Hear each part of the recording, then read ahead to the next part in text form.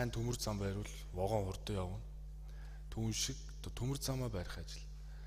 Одоо бид нэр их амархан бас мартдаг юм шиг байна. Анх л одоо 95 онд Mobicom анх орж ирээд те гар утастай болж исэн.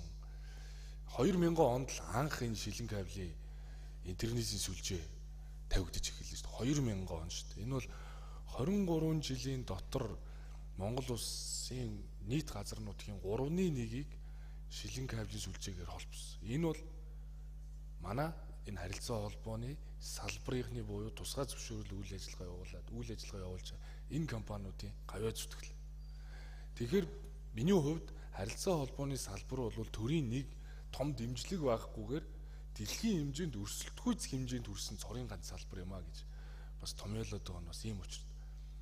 Өнөөдөр энэ тусгай зөвшөөрөл аваад үйл ажиллагаа явуулж байгаа энэ оператор компаниуд, интернетийн компаниуд бүгдээрээ татварын дараах ашигынхаа 3%-аар үүргийн сан байгуулад бараг 40 гаруй тэрбум төгрөгийг хуримтлуулад үүгээрээ энэ алсагдсан сум багуудыг интернетэд холбосон. За ингэ яваад байсан. Одоо бид нар энэ алслагдсан баг дээр, энэ алслагдсан сум дээр шилэн кабелийн одоо оруулж чааж, интернет оруулж чааж гэхээр нэгт хүн ам баг зах зээл байхгүй учраас хувийн хвшил үйл ажиллагаа явуулахад маш хүндрэлтэй учраас тендер зарлагдаад орж ирэхэ болж байгаа. Компаниуд. Яагаад тэгэхээр тий чинь 200 хүнтэй баг дээр шилэн кабель оруулахад хүндрэлтэй байна. Тэс сүүлдээ бол орон нутагт малчид манай өвлжөөн дээр шилэн кабель татаад оруулаатгаач гэж хүсэл тавьдаг болсон шүү дээ. Нөө тойргоос сонгоцсон их хурлын гишүүдтэй. Тэгэхээр бид шин дид үт зэрлэхийлэхгүй болвол ерөнхийдөө ингээд энэс цаашвал гарцгүй болж байна. Тийм ч учраас нэг талаасаа энэ дид үтсээс сайжруулах, нөгөө талаасаа бас бидаас улс байхын тулд дээрэс нь энэ харилцаа холбооны салбар тусгаар байхын тулд бид нэгт бол сансрын үндэсний хэмэл дагуулын олон жил ярьсан одоо урагшлуулъя гэдэг зорж байгаа. Тийм учраас сая макро ерөнхийлөгчийн айлчлалын үеэр Монгол Улсын ерөнхийлөгч албан хүсэл тавьсан. Ингээд одоо Францын Thales Alenia компани мэрэгжилтнүүд Монголд ажиллаж байгаа. Бид нар тэзүүгээ боловсруулад энэ ажлыг гараанаас нь гаргая. Бүхэлдээ улс байна. Хоёр том гүрний дунд оршиж байгаа. Энэ улс оюун санааны хувьд гарцтай гэж томьёолж байгаа бол энэний гарах зам бол технологийн салбар. Тийм учраас энэ сансрын үндэсний хэмэл дагуулыг одоо явуул. Дээрэс нь энэ дэлхийгээс ойрхон зайд те одоо нам орбитийн хэмэл дагуулын шин дэвшилтэд технологиг нэвтрүүлээд байгаа олон компаниуд гарчлаа. Энэ компаниудыг Монголд үйл ажиллагаа явуулах дээр нь тусгай зөвшөөрлийн өгөөд эрх үүрэгжүүлээд Монгол компани байгуулсан бол татвар мөнгийг нь аваад энд үйл ажиллагаа явуулах эрхийг нь нээж өгье л гэдэг зорилго дэвшүүлсэн. Ингээд сая одоо SpaceX, Starlink компани Монголд хүсэлтээ өгөөд ерөнхий сайд бол бас энэ Elon Musk-тай уулзалт хийсэн үеэр энэ асуудлыг хөндсөн учраас бид нар харилцаа холбооны хуулинд сүлжээ байгуулах, интернетийн үйлчилгээ авах эрхлэх зөвшөөрлийг тэр Монгол байгуулсан компани дээр өгөөд ингээд цаашлаад малчид байна, аялал жуулчлалын салбар байна, хүнс үдэ аж ахуй салбар байна, уул уурхай салбар байна, аслагдсан бомбтууд байна. Ерөөсөө энэ төхөөрөмжөө тавиад интернет хүлээж аваад үйл ажиллагаа явуул болцоог нь бүрдүүлье гэдэг зорилгоор бол ажлыг эхлүүлсэн учраас энэ бол дид үтцийн хувьд бол нэлээд өргөн цаар өрөөтэйгээр харж байгаа. За нөгөө тал буюу энэ зөөлөн дид үтц буюу мэдээллийн технологийн үйлдвэрлэх хэрхэн дэмжих вэ? Яаж дотоодын нийт бүтээгдэхүүний 0.3% ч хүрэхгүй байгаа энийг одоо өндөр түвшинд хүргэх вэ гэдэг дээр бид сая ICT Expo зохион байгуулсан үүнийхээ үр дүнд мэдээллийн технологийн үйлдвэрлэлийг дэмжих тухай хуулийг эрх намрын чуулганаар өргөн барих гэж төлөвлөж байгаа. Ерөөсөө манай мэдээллийн технологийн салбарт одоо оюуны өмчтөө стартап компаниуд нийгмийн даатгалын шимтгэлийнхаа өмнө хүн амын орлогын албан татварынхаа өмнө нурж ундаг. Үүн дээр нь тодорхой дэмжлэг өсөж боож жоох үед нь өгчүүл эдгээр урагшлах болцоо. Дээрээс нь Монгол улс мэдээллийн технологийн спешиал зон байгуулъя гэж зорж байгаа. Одоо мэдээллийн технологийн парк Монголд үйл ажиллагаа явуулж байгаа. Энэ парк дээр түшиглээд бидний спешиал зон байгуулад тусгай бүсүүдийг байгуулад гадны хөрөнгө оруулагч нарыг урьж Монголд үйл ажиллагаа явуулах боломжоор нээе.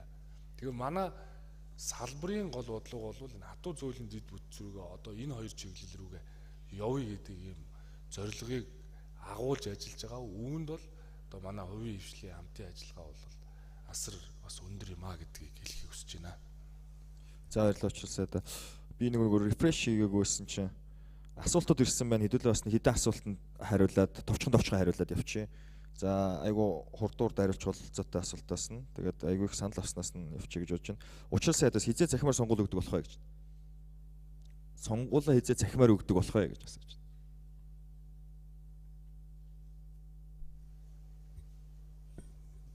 Тийм төлөлт одоо бол төлөлгөө байхгүй байна. Тийм учраас эхлээд бол бид нар дэд үтцийнхаа хувьд нэлийн бэхжсэний дараа бол энэ асуудлыг шийдвэрлэх нь зөв баг. За мөн бас Учралсаадаас болов уу гэж бодож байна. Хуулийн уламжлалт зохицуулалтаас үүдэн технологи хэрэглээнд ороход тэг болж байна. Хуулийн шинжилгүүд хизээ хийгдэж дуусах вэ гэдэг чинь ер нь бол түрүүн бас тодорхой дурдсан. Захин хөгжлийг дэмжих тухай ингээд 4 бие даасан хууль байгаа. Юуны дагуулга 37 журам гарна. Энээс 30 гарсан. Одоо үлдсэн 7 журмыг дуусгах ёстой. За энэ намар сая их хурлын хэлц хэсгийг дэмжсэн төрийн захин үйлчлэгийг зохицуулахтай холбоотой хуулийн давхар хийдлийг арилгах хууль гэдэг байгаа. Финтекийг дэмжих хууль гэж би одоо томьёолдог. 4 журмын тэг түгжрлээс гарах хуулиа гэж хэлээд байгаа. Одоо финтекийн зах зээл дээр мобайлаар зээл аваад аппликейшнаараа ороод зээл аваад өөрийнх нь зээлийн тодорхойлж байгаа мөртлөө заавал өөрийн биеэр ирээ гэж шаарддаг. Банкуд бол тэрийг хүсэхгүй байгаа. Тодорхойлж чадчихсан шүү дээ. Датан дээр анализ хийгээд та тэдэн төргийн зээл авна. Гэтэл заавал өөрийн биеэр ир гэхээр яагаад тэгээд өнөө гэсэн банкны хуулийн дээр заацсан гэдэг. Зөвшөөрлийг заавал үнд цаасан дээр хэвлээд тамга дараад өгөх ёстой. QR уншуулаад авчиж бид нар e-бизнесээр өгчөж шүү дээ. Яагаад ингэж байгаа юм бэ гэсэн чинь хуулийн дээр нь үнд цаасан дээр дараад тамгалаад өгөөрөө гэж хуульчилсан. Тэгээд төрийн байгууллага натраатаас салъя гэхээр төрийн байгууллага өөрсдөө өгдөг вэ гэхээр наадах чинь батлуулахгүй болвол хуулийн дээр юм аа гэдэг.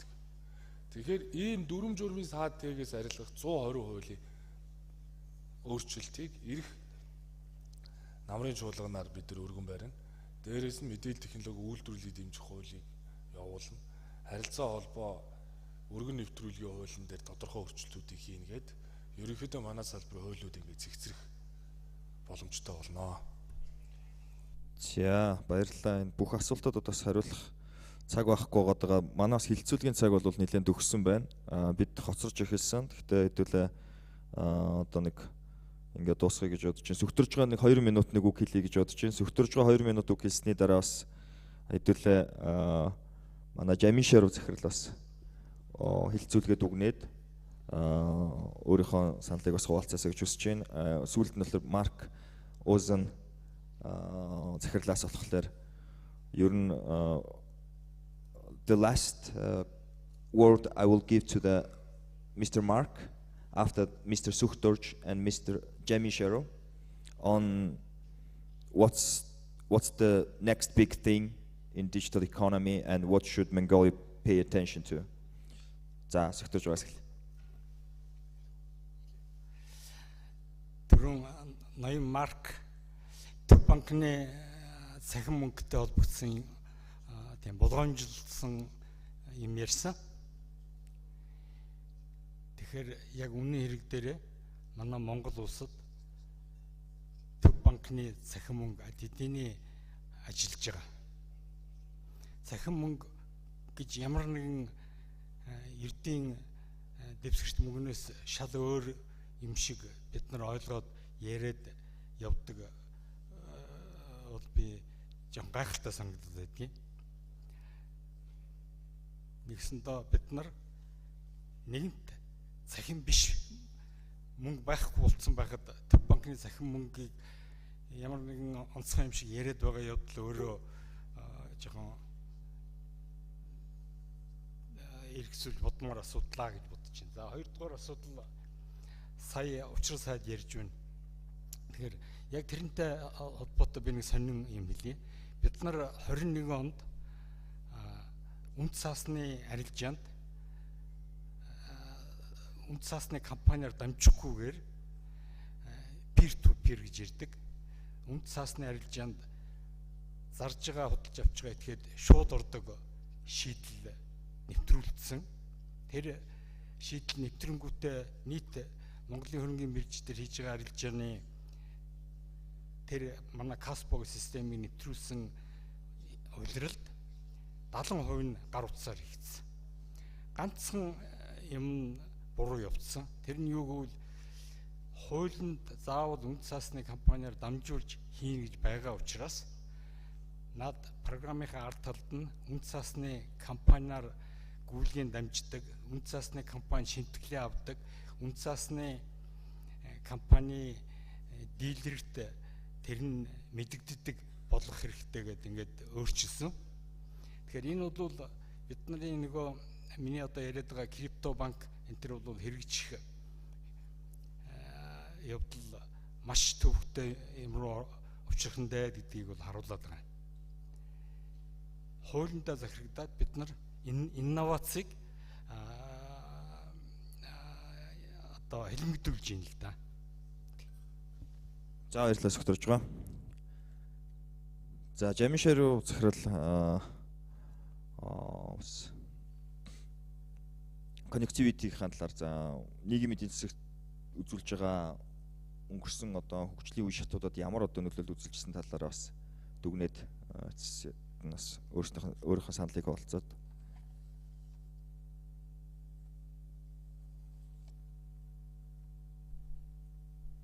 Бано нэг нийгмийн эдийн засаг ер нь бол харилцаан дээр тогтож явдаг гэж ойлгодог. Тэгээд юу гэсэн үг вэ гэхээр энэ харилцаа холбооны салбар одоо хөгжихийн хэрээр нийгмийн эдийн засгийн хөгжил бол хөгжлийг хурцсаж байгаа. 1999 онд анх Mobicom одоо 96 онд Mobicom одоо анхны өрн телефоны оператор болж гарч ирээд тэрээс хойш 2016 он хүртэл яг миний хэлэх гэдэг санаа нь энэ өнөөдрийн хүртэл ер нь хөгжлийн 2% гарчээ гэж бодоод байгаа. Эхнийх нь тэр 96 оноос 2016 он хүртэл ер нь бол өрн телефоны операторууд яриан дээр суулсан үйлчлэгээ үзүүлж ирсэн. За 2016 онд Unitel Group ер нь улс орон дээр сум суурин газруудад оролцуулаад улс орон дээр 4G сүлжээ байгуулсантай холбоотойгоор 4G өндөр удмын интернетэд бол хүмүүсийн амьдрал нэлээд гүн гүнзгий орж ирсэнтэй холбоотойгоор энэ дата хэрэглээнд суурилсан үйлчлэгээнүүд нэлээд олноор бий болж ирсэн байгаа. За тухайлх юм бол одоо та бүхэн энэ банкны явуулж байгаа цахим шилжилттэй өдөр тутам банкныхаа үйлчлэгийг гар утснаас авчиж байна. За e-Mongolia гээд 1.7 сая хэрэглэгчтэй бас төрийн үйлчлэгийг захимжуулсан юм аппликейшнүүд гарсан байна. Эний өр нөлөөгөөс харж болно. Энэ одоо хоёр үеийн технологийн дэвшлийн өөрчлөлтүүд хийгээгүй бол ийм хэмжээнд хүрэх байсан үгүй бас үгүй. Тэгэхээр энэ харилцаа холбооны салбар бол энэ захим шилжилттэй салшгүй холбоотой. Тэгээд цаашдаа ч гэсэн улам одоо гүн үнцгий холбогдож ач холбогдол нь буурахгүйгээр явах бах. За дараагийн хөгжил бол илүү одоо юмсийн интернет гэж ярьдаг. Юмс интернет хоорондоо connectivity хийж холбогдож захим шилжилт бол явагдах бах. Тэгэхээр одоо бид энэ жилийн үед оны төгсгөлөөр 5G сүлжээг бас байгуулахаар зорж ажиллаж байгаа. Тэгээд ирээдүйд бас 6G гэдэг энэ технологийн иж гарч ирэх шинэ боломж олгосон тэр технологийн шинжил болгоныг харилцагч та бүхэндээ тэгээд ирсэн Монгол улстай бас нэвтрүүлээд явна гэж зорь төлөвлөж ажиллаж байгаа. За баярлалаа. Баярлалаа Жамишаа захирал. Mr. Mark, I'm giving you the last word in this panel. Is there any new paradigm we need to pay attention and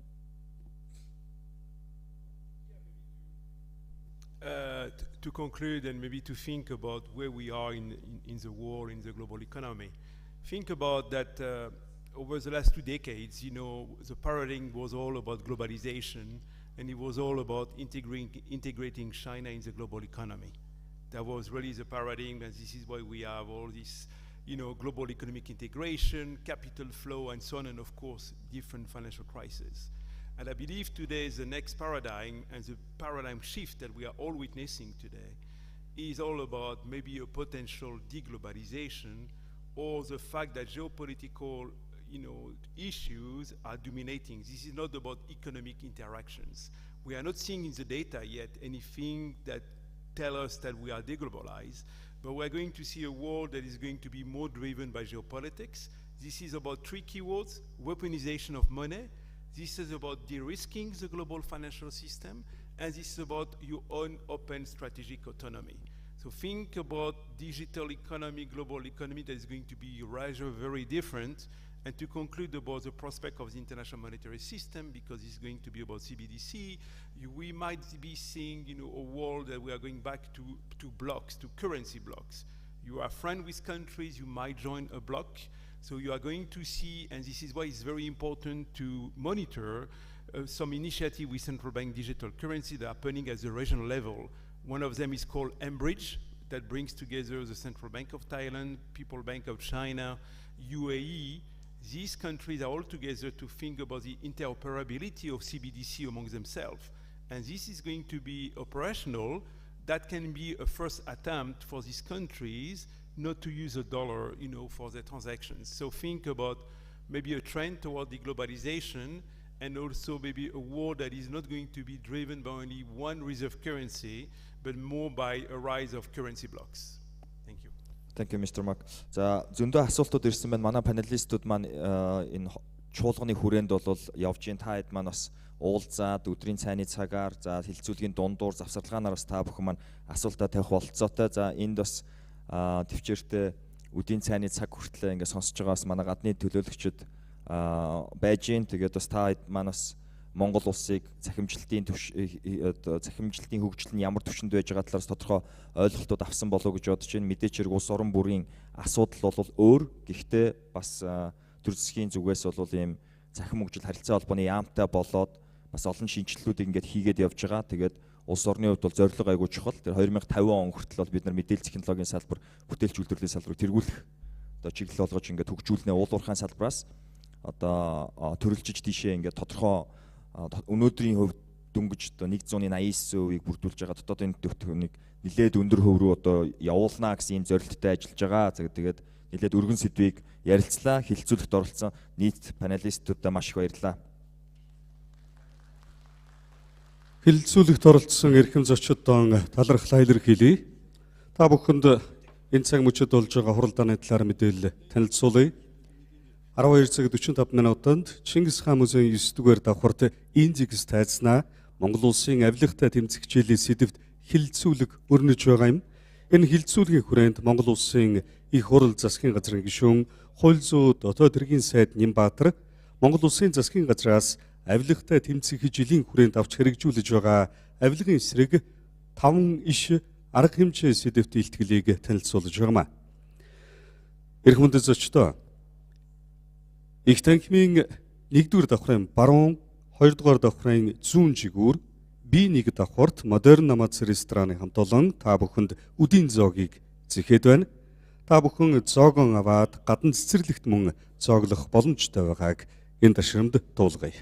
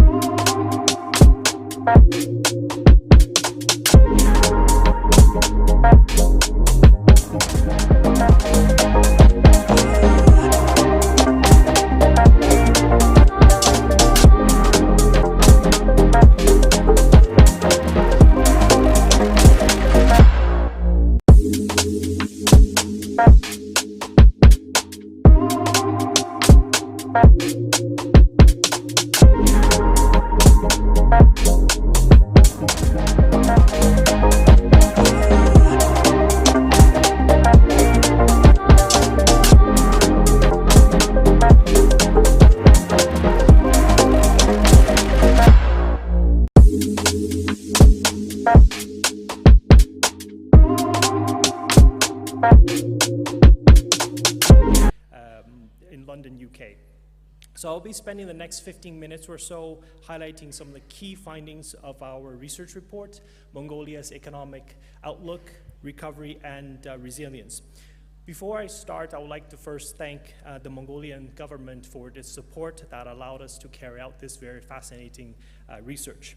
So this research report contains 4 parts of analysis.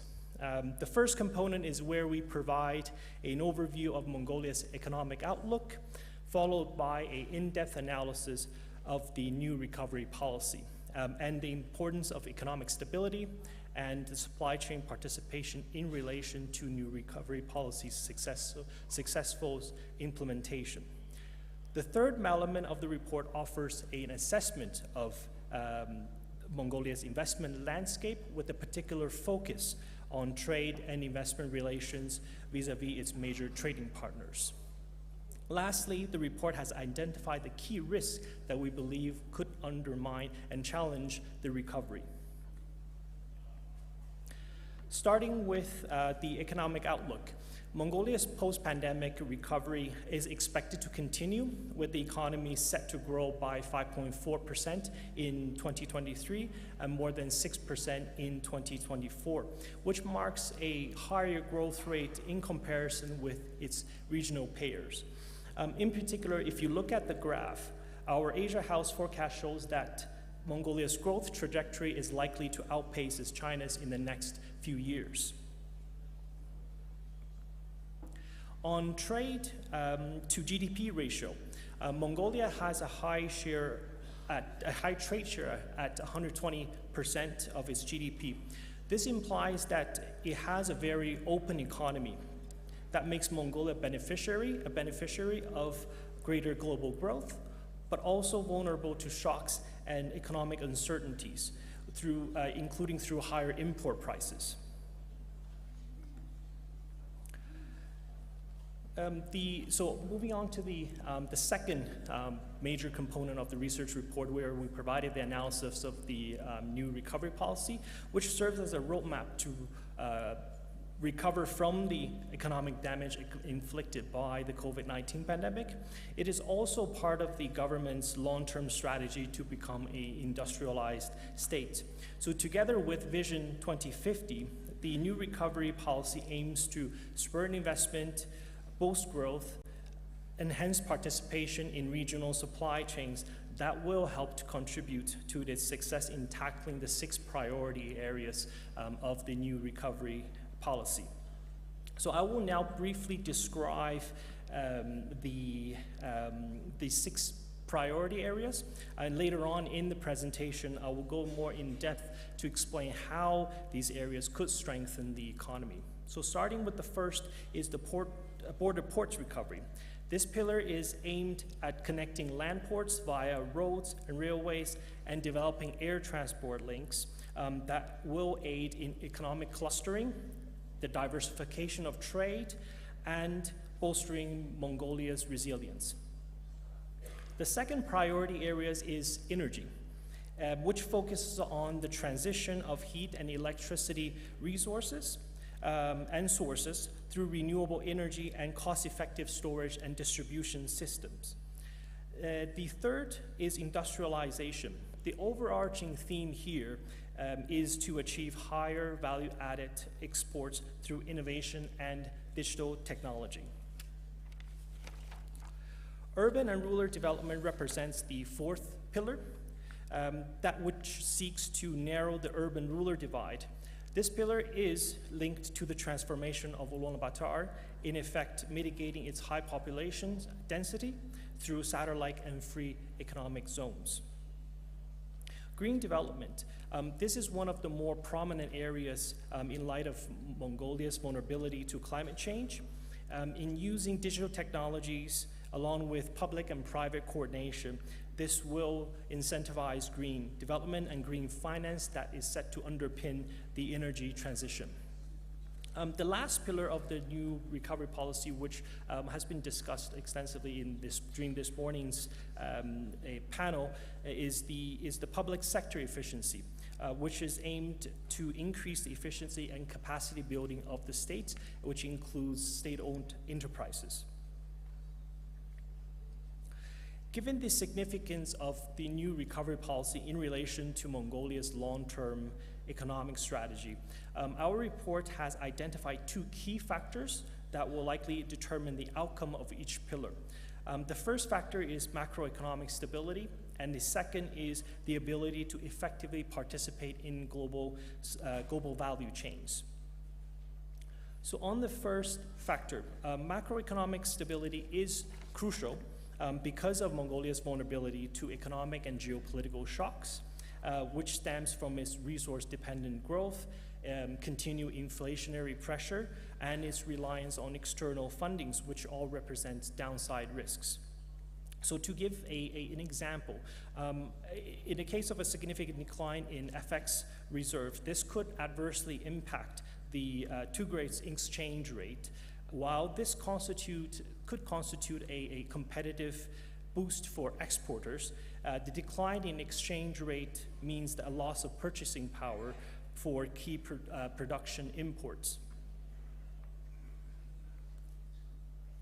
Mongolia's contribution to global and regional supply chain was identified as the second key factor, particularly as the country aims to upgrade the value of its exports and have more sophisticated and value-added production, all of which are key to increase the productivity and income to meet the Vision 2050 agenda.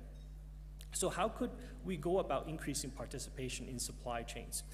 We see three interconnected elements that could strengthen this. The first is to enhance efficiency and connectivity of economic corridors, which are intimately linked to the country's ability to partake in supply chains.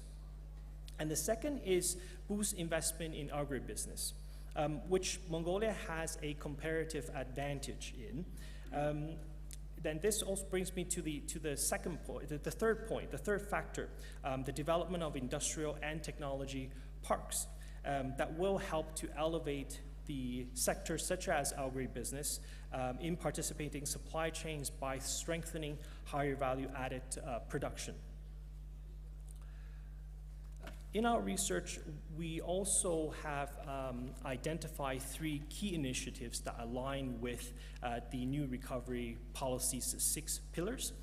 These initiatives are deeper digitalization that will help advance connectivity, trade facilitation, board capacity, and economy-wide productivity, including within state-owned enterprises. Through deeper digitalization, high-tech jobs generated will also help to reinforce non-mining sector diversification, which is the second point on economic diversification. This has been the focus for policymakers for some time, and we see this initiative as a main way to ensure the economy becomes more resilient in its growth path and better able to withstand external shocks.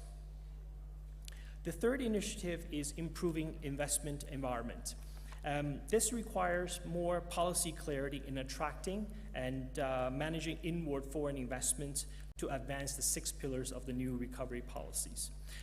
Utilizing Mongolia's Sovereign Wealth Fund as an example, the fund will not only set the pathway for further diversification, but more importantly, the implementation of the practices of sovereign wealth management and engagement with international development finance institutions will also help to limit the volatility in the investment environment. So how does the new recovery policy strengthen the economy? This is the third focus of our research report. While doing so, we also pinpointed 3 out of the 6 pillars that we see as critical to the recovery. So starting with border capacity. Increasing border capacity will enable greater trade, especially when ports are well connected with road, rail, and air. In addition to this, we find that complementary strategies like improving efficiencies and logistics will boost broad-based growth. Secondly, the aim of industrial development is to generate greater productivity, employment, and diversification that in turn will increase imports of new technologies. Third, on urban and rural development. The idea of economic clustering and regional integration will translate to greater economic and social connectivity that in turn facilitate greater prosperity sharing. With regards to green development and green finance, both of which are closely interlinked with sustainable finance in helping to mitigate environmental concerns and facilitate decarbonizations. On the 3 pillars that are deemed critical, we see industrialization, green development, and the development of we see industrialization, energy, and green development as pivotal to the economic recovery because they will not only strengthen public and private coordinations and digital technologies, they also improve public and private coordinations that incentivize green investment and development needed to improve the distribution of renewable energy, to decarbonize, and to reverse climate change. Trade relations. So Mongolia's trade relations with its neighbors and major partners are also critically important for the economy's recovery and to the key objectives of attracting foreign investment, doubling GDP by 2030, and maximizing supply chain participation. In particular, Mongolia's trade with China is significant. As illustrated in the graphs, its exports to and investment from China are significantly larger compared with its other major trading partners. But despite its intent to diversify trade away from potential Chinese economic headwinds, its close-knit economic relations with China will continue to catalyze growth in areas such as infrastructure investment, that will boost Mongolia's connectivities and the renewable sector amidst of decarbonization efforts. So for this reason, its economic relationship with China will continue to provide benefits in the form of strong trades in goods and services. So while Mongolia's trade relation with China is important, the country is also looking to diversify both the geography and sector-specific trade in order to bolster domestic economic resilience. In doing so, it is doing so by increasing trade relations with other partners. So in this slide here, I have highlighted the areas that we're likely to see growing cooperations. Starting with Russia, there are new opportunities in relation to cross-border trade in consumer goods and industrial corporations. On investment, there are also new plans for infrastructure investments that will help facilitate port recovery in tandem with industrial growth. Secondly, the European Union can serve as a source of inward investment and trade with a focus on the renewable sector. Other initiatives such as EU-TRAM, trade-related assistance for Mongolia, can help accelerate Mongolia's export diversification and its role within the supply chains. Thirdly, economic and trade relations with South Korea will likely to be centered around high-tech sector, and more specifically around production and human capital development. South Korea is also important to trade due to its strategic location, with Busan, the southern port city, seen as an alternative logistic hub. Fourthly, Mongolia's relation with US is likely to be centered around bolstering cooperations on sustainability and capacity building. Lastly, UK-Mongolia relations will likely to grow in areas such as finance, financial services, advanced technologies, and as well as heavy industries. While Mongolia's economic outlook remains positive, there are several main risks that would challenge its path towards recovery and growth. The first one is an overall environment of financial risk aversion owing to higher borrowing costs and the risk of further banking instability, which might impinge Mongolia's ability to finance its debt and to raise further funds. And relatedly, global monetary tightening, especially the increase in interest rates in the United States, that could pose a particular challenge for macroeconomic stability in the country. Higher interest rates and stronger US dollars could lead to a buildup of US dollar denominated debt. The third is Mongolia's vulnerability stemming from global growth slowdown, particularly in the case of China, due to Mongolia's open economy. And given the size of Mongolia's mineral sector in relation to the economy, the economic growth could be impacted by further commodity price shocks. And the final risk that we highlighted in our report is the conflict in Ukraine, which is expected to continue to pose risks. So for instance, increasing price of fuel and key commodities such as wheat, along with the depreciation of the Tigray, suggests that household purchasing power and food security in general is likely to be impacted. So to sum up, our report found that Mongolia's economy is likely to show resilience and continue to grow in 2023 and beyond, while the new recovery policy will support the post-pandemic recovery and Vision 2050. This paradigm shift will be influenced by the ability to diversify both in its sector and cross-border trade, and as well as its increasing role in regional and global supply chains. Thank you very much, and thank you for listening.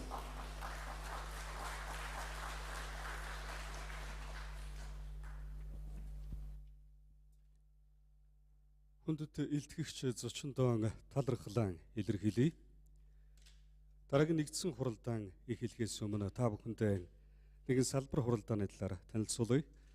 Өнөөдөр 15 цаг 30 минутаас их эзэн Чингис хаан танхимд хөдөөж ахын хөрөнгө оруулалт сэдвээр салбар хуралдаан болохыг энэ тушаамд дуулгая.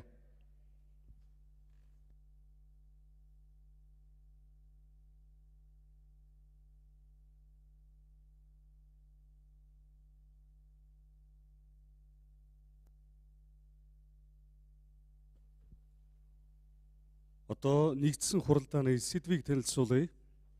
Монголын эдийн засаг ба тогтвортой өсөлт сэдвээр нэгдсэн хуралдаан эхлэх гэж байна. Ингээд энэ нэгдсэн хуралдааны модератор Asia House судалгааны байгууллагын гүйцэтгэх захирал Michael Lawrence, панелист улсын хурлын гишүүн Сангийн сайд Жавхлан, улсын хурлын гишүүн Төсвийн байнгын хорооны гишүүн Амар Төвшин, Европын сэргийн босголт хөгжлийн банкны Төв Аз Монгол улсыг хариуцсан бүсийн захирал Сузана Харгитай, нэгдсэн үндэстний байгууллагын суурин зохицуулагч, нэгдсэн үндэстний байгууллагын хөгжлийн хөтөлбөрийн суурин төлөөлөгч Тапан Мишра, Дэлхийн банкны Монгол улсыг хариуцсан анхлах эдийн засагч Хосе Луис Диаз Санчес нарыг хүнд итгэн өрж байна.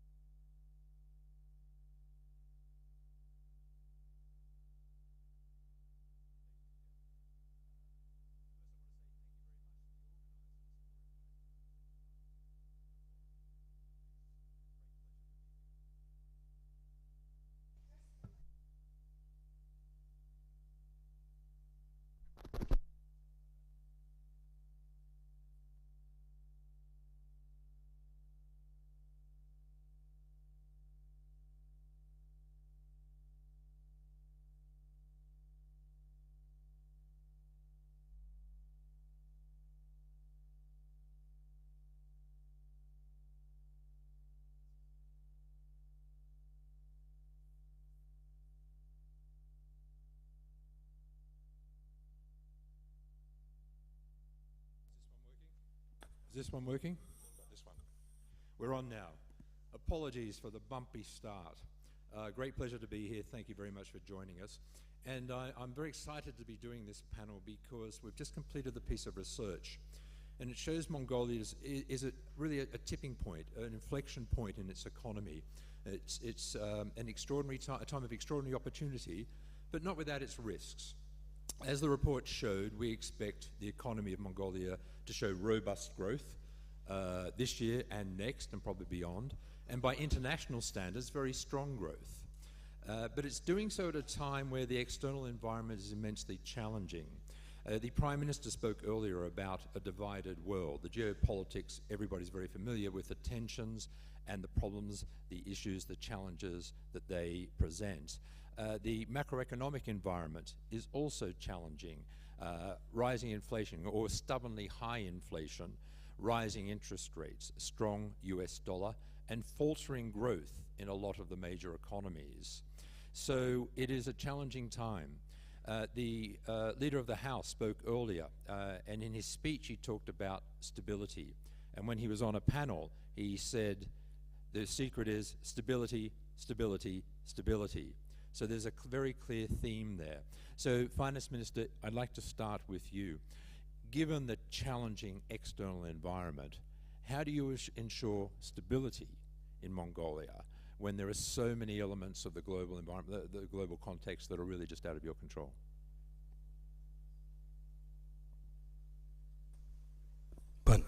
За баярлалаа. Яг сонирхолтой асуулт. Ер нь сүүлийн 3 жил дэлхийн нийтээрээ бид сүүлийн 30-40 жилийн ийм глобалчл даяаршлын одоо нэг талаар парадокс гэх үү. Ер нь энэ даяарчлалын сул тал, гажиг тал нь юу вэ, давуу тал нь юу вэ гэдгийг маш хүчтэй амссан ийм он жилүүд боллоо. Тэгэхээр Монгол улсын хувьд бид дараагийн 30-40 жилийн одоо гадна дэлхийн шок, за мөн энд бид ямар хариу үйлдэл хийх үү, яаж улс орны эдийн засгийг энэ донцолгооноос доктортой авч гарч цаашдаа дунд хугацаанд одоо доктортой хөгжлийг бий болгох уу гэдгийг бид яг өнөөдөр шийдэх ёстой. Яг өнөөдөр шийдэх ёстой. Өнөөдөртөө бол бид өнгөрсөн 2 жилийн одоо пандемик, за сүүлийн 1 жилийн энэ дайны нөлөөллийг яаж давах уу гэдгээ бид одоо бидний хувьд том сорилт болж ингэж явж байна. Цаашдаа бид одоо дунд урт хугацаанд доктортой хөгжлийнхөө суурийг бид өнөөдрөөс зөв одоо томьёолж зөв загвараар одоо бий болгох ёстой. Ийм хариуцлагатай он жилүүд байгаа юм аа. Ямар ч байсан бид 2 жилийн энэ цар тахлын болон энэ дайны нөлөөллүүдийг бид харьцангуй одоо зөөлрүүлж амжилттай даван туулж байна. Амжилттай даван туулж байна. Өнгөрсөн жил яг өдийд бид маш хүнд нөхцөлтэй байсан. Маш хүнд нөхцөл байдалтай байсан. 22 оны жилийн эцсээр болон энэ жил одоо тулгамдсан байсан хэд хэдэн гадаад өөрийнхөө зохицуултуудыг хэрхэн яаж хийх үү? За ингэснээр одоо эдийн засгаа докторжуулах ийм маш том одоо сорилтын дунд байсан. За магадгүй 3-4 улиралд бидний одоо яг цаг үе олсон энэ арга хэмжээндийг одоо цагааллгүй аваагүй байсан бол Монгол улс одоо өөр манайтай ижилхэн одоо бие зэрэглэлтэй хэд хэдэн улсуудын араас одоо дефолто зарлах ийм одоо асар өндөр эрсдэлтэй байсан. За гэсэн хэдий ч засгийн газрын зүгээс одоо шинэ сэргэлтийн бодлогын хүрээнд за мөн одоо цар тахлыг амжилттай гэдэг маань одоо дэлхийн эрүүл мэндийн байгууллагаас дэлхийд даяараа энэ цар тахлыг яллаа гэдэг далбын ёсоор зарлахаас бараг жилийн өмнө бид одоо энэ цар тахлын аюулгүй байдал руу шилжиж чадсан Монгол улс. За ингэсний үр дүнд өнгөрсөн оны сүүлийн хагас жилд бид одоо экспортоо богино хугацаанд нэмэгдүүлэх, либералчлах эдгээр арга хэмжээнүүдийг авсны үр дүнд эдийн засаг маань одоо тогтворжих ийм макро тэнцвэрүүдэд бид одоо олж авсан гэж хэлж болно. За ингэсний үр дүнд бид ямар ч байсан ихний ээлжинд гадаад нөхцөл байдал, гадаад өрөөс шалтгаалсан Монгол улсын эрсдлийг одоо бүрэн байхгүй болгож чадсан. 22 онд, 23 онд, 24 онд. За мөн ингэснээр бид экспортоо одоо богино хугацаанд нэмэгдүүлж манай валютын нөөц маань олон улсын байгууллагуудын харж байсан тэр одоо 2.5-аас бид унаад бүр 1.5 тэрбум доллар руу очно гэж одоо эрсдэлтэй байдлаар харж байсан бол оны жилийн эцсээр бид Монгол улсын валютын нөөцийг 3.4 тэрбум долларт хүргэж чадсан. Төсвийн алдагдал маань одоо 2.4 их найд гарна гэж бид одоо хуульчсан байсан бол 900 тэрбум төгрөг болж буурсан. За ингээд бид одоо нуух зүйл байхгүй 2022 оны 12 сард бид одоо дахин санхүүжилт их бондо гаргасан боловч амжилтгүй болсон. Манайтай ижил зэрэглэлтэй би одоо докторгүй би хасах гэд маш олон улсуудын хувьд одоо 22 оны 3-4 дээр үйлрэл дэлхийн одоо санхүүгийн зах зээл бүрэн агцсан байсан. За ингээд жилийн эцсийнхаа бид одоо тайлан баланс за энэ макро тоонуудаа их одоо амжилттай зорилттой төвшөнд өргөсний үр дүнд 1-р сард манай Century 2 төсөл маань маш амжилттай болж бид 650 сая доллар босгох байсан 4 тэрбум долларын захиалга ирсэн бидэнд. 13% хүүн дээр гарна гэж хэлсэн бол 865 дээр гарсан. Тэр үед Америкийн одоо Федийн хүү 4.5 байхад бид 865 та гарна гэдэг маань зөрүү нь одоо 4.15 буюу засгийн газрын хувьд маш амжилттай гаргаж чадсан байна. Энэ юу гэж нэ гэхээр одоо хөрөнгө оруулагч нар хөрөнгөний зах зээл манай одоо Монгол улсад засгийн газарт одоо хэрхэн яаж итгэж байгааг харуулсан ийм амжилттай одоо үйл явдал болсон. За ингээд тэрнээс хойш одоо энэ оны 2 улиралд бид ямар ч байсан өнгөрсөн оныхоо олсон амжилтуудыг одоо баттгаж одоо тогтмолжуулж чадлаа. За одоо үлдсэн сүүлийн хагас жилд бид одоо мөн одоо хичээж ажиллах шаардлагатай. Гэхдээ бүх зүйл одоо сайхан болцсон биш. Бидэнд одоо биднээс үл шалтгаалсан, биднээс өөрсдөөс шалтгаалсан маш олон одоо эрсдлүүд, тодорхойгүй байдлууд бол байсаар байна. За энэ одоо дайн тулаан яаж цаашаа даамжрах нь вэ? За магадгүй одоо дэлхийн эрүүл мэндийн байгууллагаас ч гэсэн анхааруулж байгаа дараагийн цар тахал, дараагийн шинэ одоо нөхцөл байдал хизээ одоо яаж үүсгийч одоо тодорхойгүй байна гэдгийг одоо анхааруулж хэлж байгаа.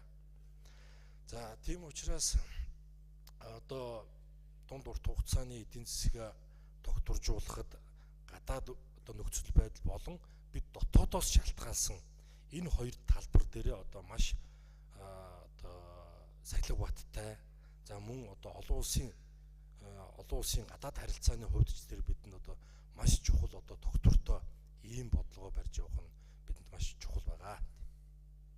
So you're steering, a tricky path, but you feel that the government has done enough for the time being to stabilize markets. If I may, Matravin Ganabal, I'll turn to you now. We talked about the new recovery program in our report, and it was launched about a year ago. Is it getting traction? Do you see it feeding into the economy? Yes, you. Okay, thank you.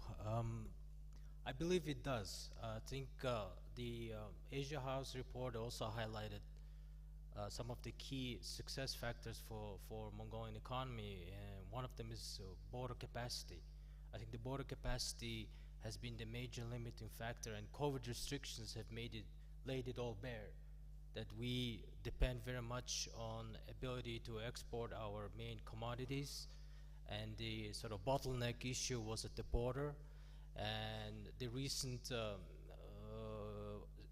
official visit of our Prime Minister to China has finally resulted in agreeing of connection points for the railways on the southern border, which will greatly increase the capacity of our mining producers and exporters to increase the flow of key commodities such as coking coal, iron ore, and copper concentrate. So I believe that the vision that has been formulated and the strategy that the current government has taken is in the right direction. As far as the parliament is concerned, we are seeing the necessity urgently to revise the investment law.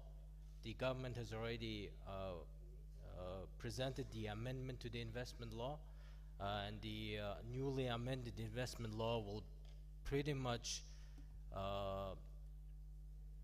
wipe away many restrictions that were in the old law, limiting the ability of foreign investors to operate in Mongolia. We have also amended our licensing law, reducing the number of licenses and permits from 1,500 to a little over 300, and also digitalized the entire licensing and permitting process. So these, the legislature is working in tandem with the government to improve the legal environment and the framework under which the foreign investors operate, because at the end of the day, Mongolia is a high-risk country where investors are looking for a long horizon to see the returns. And for us, the key challenge is to make sure that the legal environment is stable during the entire investment horizon. Yeah, I'd like to explore that a little further too with yourself and the Finance Minister and go into some more detail. But firstly, Jose, I want to come to you. An external view of the outlook, the economic outlook for Mongolia, short term. Okay, thank you, Michael. So I'm on the outlook. I'm basically agree what your Excellency, the Minister of Finance, mentioned.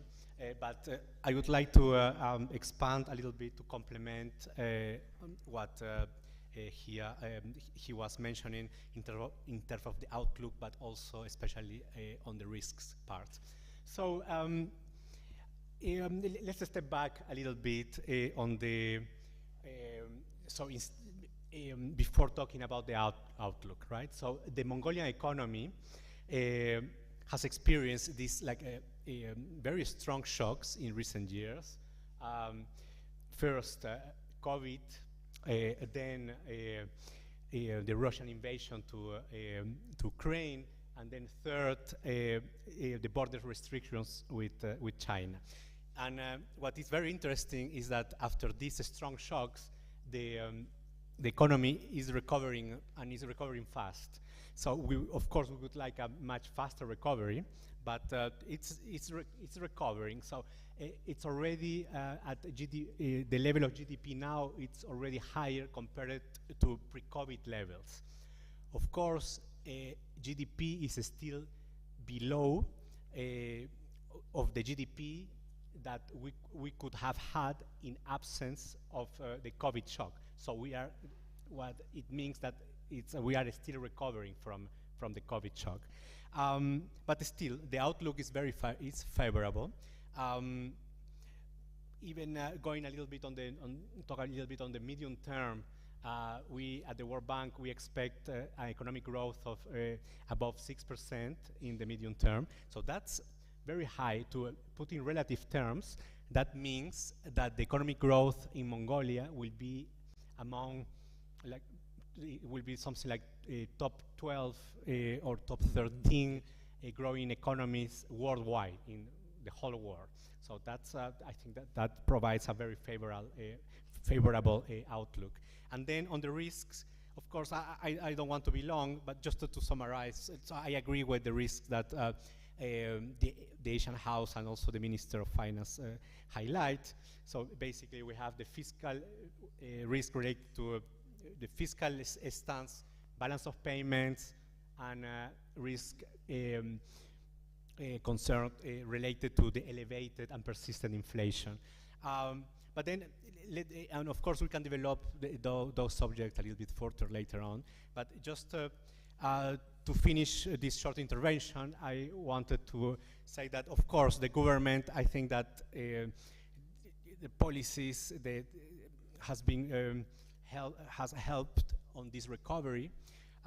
However, the issue is like how sustainable this recovery will be, since it has been driven mainly by exports, and that, as you know, that can help in very very fast. It will depend on the commodity prices, for instance. And the second point is that perhaps the government so like now, like the government is having this quite expansionary fiscal policy, and perhaps, and we can discuss later, it would be also good to kind of save while we are in good times for the rainy days to come. But we can discuss further later. Okay, thank you, Jose. Susanna, I'd like to come to you now. And firstly, about the role of the private sector in this recovery. What is the EBRD seeing? I've been here for a few days, and I've been struck by really the dynamism I feel from people I've spoken to about the private sector. Is the EBRD, are you seeing that sort of growth in the private sector, and what is the EBRD doing to support it? And I push the button finally. So EBRD, we have been here for 2 decades or so. Currently, our portfolio is around $1 billion. The good news is, especially for Minister of Finance Shaflan, is that 75% of it is with the private sector. So, and we work, for those who don't know it, we work directly with private sector companies, whether foreign or local, and through the financial system. And let me leave aside a bit the COVID, the pandemic, because many have addressed it. When we work directly, we work with a lot of those names that you see here also sponsoring this event, which are horizontally integrated family conglomerates, where we have found high integrity, visionary, well-staffed, and forward-looking counterparts. And for the last 2 days already, we have been discussing investments with them. Not just for EBRD, their investment plans. So they are certainly driving it. Sometimes they feel that the Mongolian market is a bit too small, so there are already even expansion plans. From these, they are certainly in the driving seat. Number 2 is that, if my memory serves me well, roughly 85–86% by number of companies, they are micro or small companies in Mongolia, and they contribute an enormous amount of 5.7–5.8% of the total GDP. And they seem to be stagnant. So this is where one would need to have a dialogue, as we have been conducting also from our side, but also any association of business women, sectoral ones, of how to change government policies. Government, I know, is thinking about it so that they receive targeted support and targeted to the successful ones and not those that are struggling. This is a big, big difference. I mean, and it's a very, very difficult challenge in the parliament, how to improve their own kind of knowledge with which we can help, and also how to improve access to finance, which from our point of view starts with how we increase the risk appetite of the pretty good financial sector here, with government guarantee for portfolios instead of kind of individual grants, and which I mentioned to you in the coffee break, how to improve, sorry to talk technicalities, collateral enforcement. Because yes, there was a pandemic period, but again, I hope you share my opinion that banks' risk appetite is as much as they believe they can also go after their loans. And if EBRD has not been successful in enforcing collateral, what would be the chances of a local bank? But we see it, and then there's the third bit, which are foreign investors that have been tiptoeing around Mongolia. Apart from major mining investors, they are not there. And of course, as we discussed it, I would not be EBRD if I didn't point to the enormous potential of clean energy production to attract foreign direct investment in Mongolia and to put Mongolia on the investment horizon beyond mining. Thank you very much. Tapan Mishra, we're talking about sustainable growth. And sustainability or sustainable growth and sustainable development can mean different things in different countries. And in Mongolia, which is a resource-rich country which relies very much on coal and mining and minerals to develop the economy, what does sustainability mean, and what does it look like in the Mongolian context? Thank you, Michael. I think we've talked a lot on the economic side, and this is the Mongolian Economic Forum. But economy is only one of the pillars of a vibrant nation, and a vibrant economy, and a vibrant democracy. So to look at sustainability, when we talk about sustainability, a lot of people talk only about environment and climate. But sustainability for everything, in terms of sustainability of economy, sustainable of socioeconomic development, sustainability of the environmental climate aspects, and most importantly, sustainability of the governance dimension. So if you look at development, larger part put together, when you say sustainable development, how do we create the ability, leveraging the economic potential that Mongolia has? Mongolia is a middle-income country with a potential to be a high-income country if it averages its utilization of its resources in a hugely mineral-rich resource. If you see that economy is currently driven by coal, copper, gold, and other minerals put together, and 85% or more is exported as raw material, including the animal resources of wool, cashmere, etc. The entire value-added processing, which would give employment to youth and women and others, is perhaps being not as adequately addressed. So if you look at the sustainability dimension, if you look at a country, say, let's take the Middle East, where the oil has been a huge resource, but they've built on, say, the Abu Dhabi or the Dubai or the UAE, they've built up other investment which are more sustainable. Even if the petroleum incomes come down, they have other things grown. So therefore, Mongolia needs to look at an economic and socioeconomic, political governance, which is the key for inclusive sustainable development, to make sure that social investments are right, so that we carry all Mongolians together. Somehow in the morning when we were discussing about the growth, we talked about the GDP per capita has grown by 10 times the last 20 odd years. It has grown beyond $5,000 per capita. But inequality, the unevenness in its sustainability. We look at more than 28% people are still below the poverty line. If you go to rural areas, you see only the development seems to be mostly centered around the capital, which is more than half the population of the 3.45 million Mongolians we have.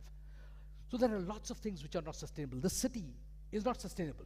If you look at more than 1.6 million people live in the city, which was built for about 500,000 to 600,000 people. It's bursting at its seams.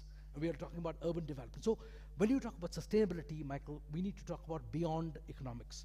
Economic development is a great asset, but it's only an enabler. It is not the end goal.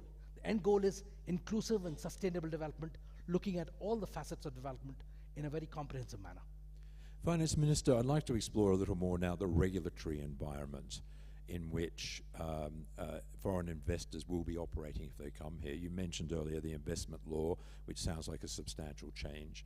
We heard the Prime Minister and the Leader of the House talk about the digital change and the number of registrations that you mentioned, the vast reduction.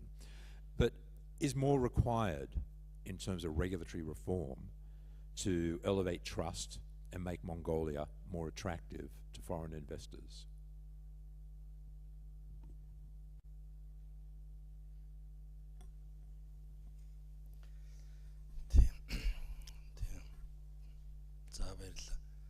Сая Тапан Мишра ер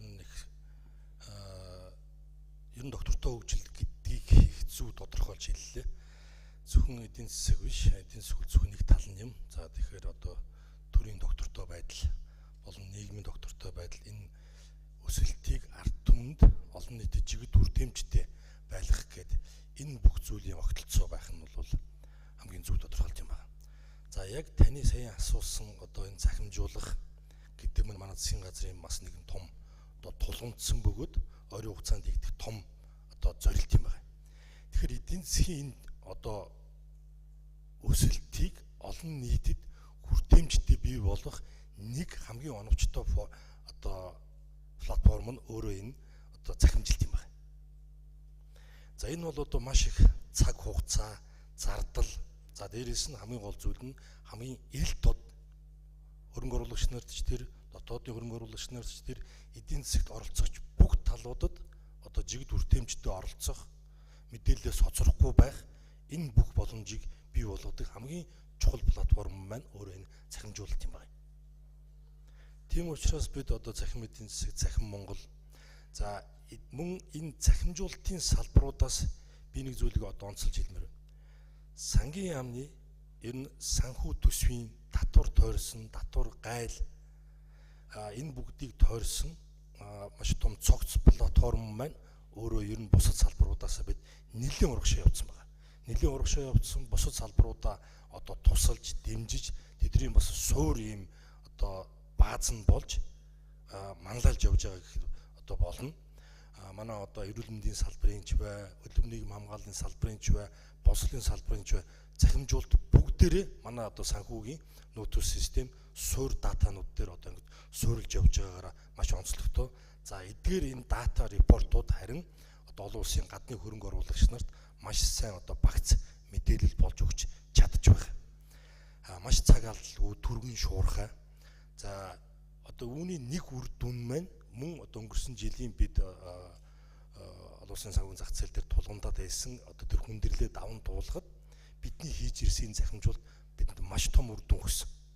За өмнө нь засгийн газрын бондыг гаргахад одоо 7-оос 14 хоногийн хугацаанд род шоу хийгээд ингээд одоо амжилттай байдаг байсан бол бид нар энэ жил 1 сард хийсэн манай Century 2 төсөл маань бид 2 өдрийн дотор хийсэн. 2 өдрийн дотор цахимаар хийсэн.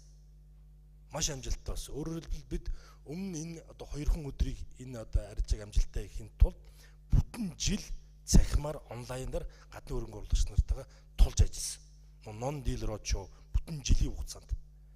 Тийм учраас 2 өдрийн дотор бид энэ одоо Century 2 төслөө олон улсын санхүүгийн зах зээл дээр маш амжилттай гаргасан. За энэний одоо цаад нэг гол нууц нь бол одоо гадны хөрөнгө оруулагч нартайгаа маш ил тод ийм цахим орчинд ажиллаж чадсны үр дүн юм байна. За дээрэс нь мөн татврын асуудал бас энд хөндөгддөг.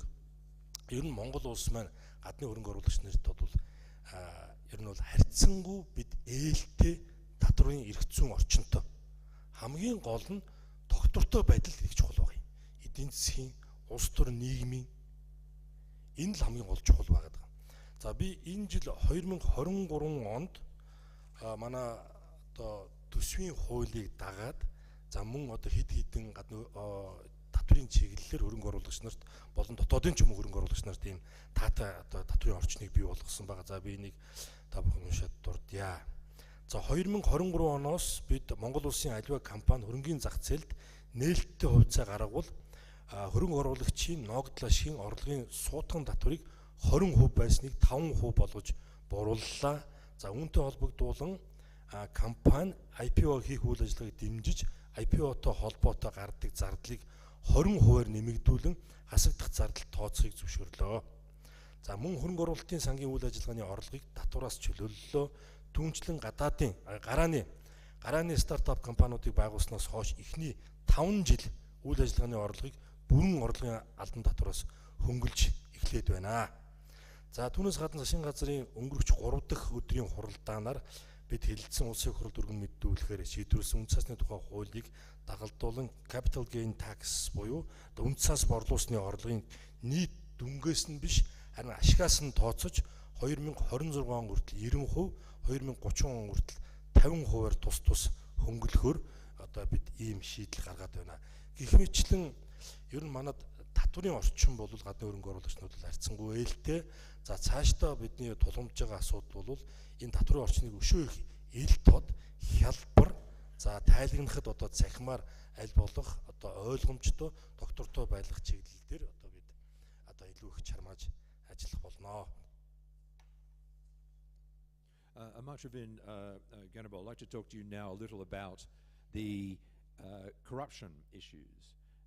Any multinational company or any company investing in a country looks very carefully at governance now more so than ever before. But there's a clear push to root out corruption. How important do you see that in terms of positioning Mongolia as an investment destination? I think it's extremely important and crucial factor in decision making for foreign investors, because obviously corruption at any level of any range increases the transaction costs and increases the risk environment for foreign investors. So therefore, the parliament and the government has been pushing to make the entire relationship between investors or private sector and government transparent by digitalizing, by reducing the red tape, by improving the capability of public servants. So, and also by reducing the structural barriers for businesses to operate.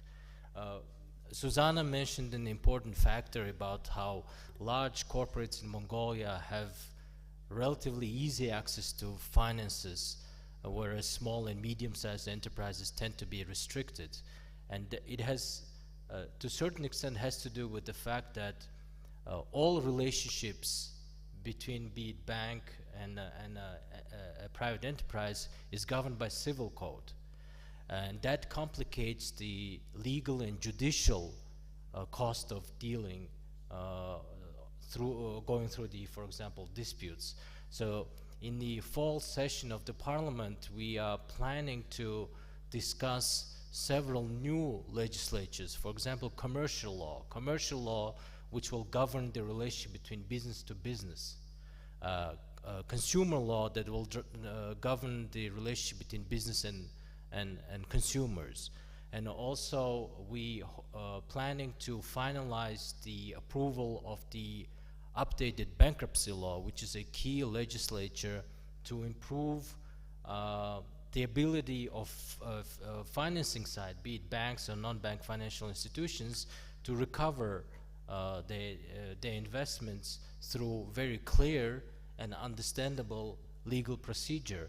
Because right now, corruption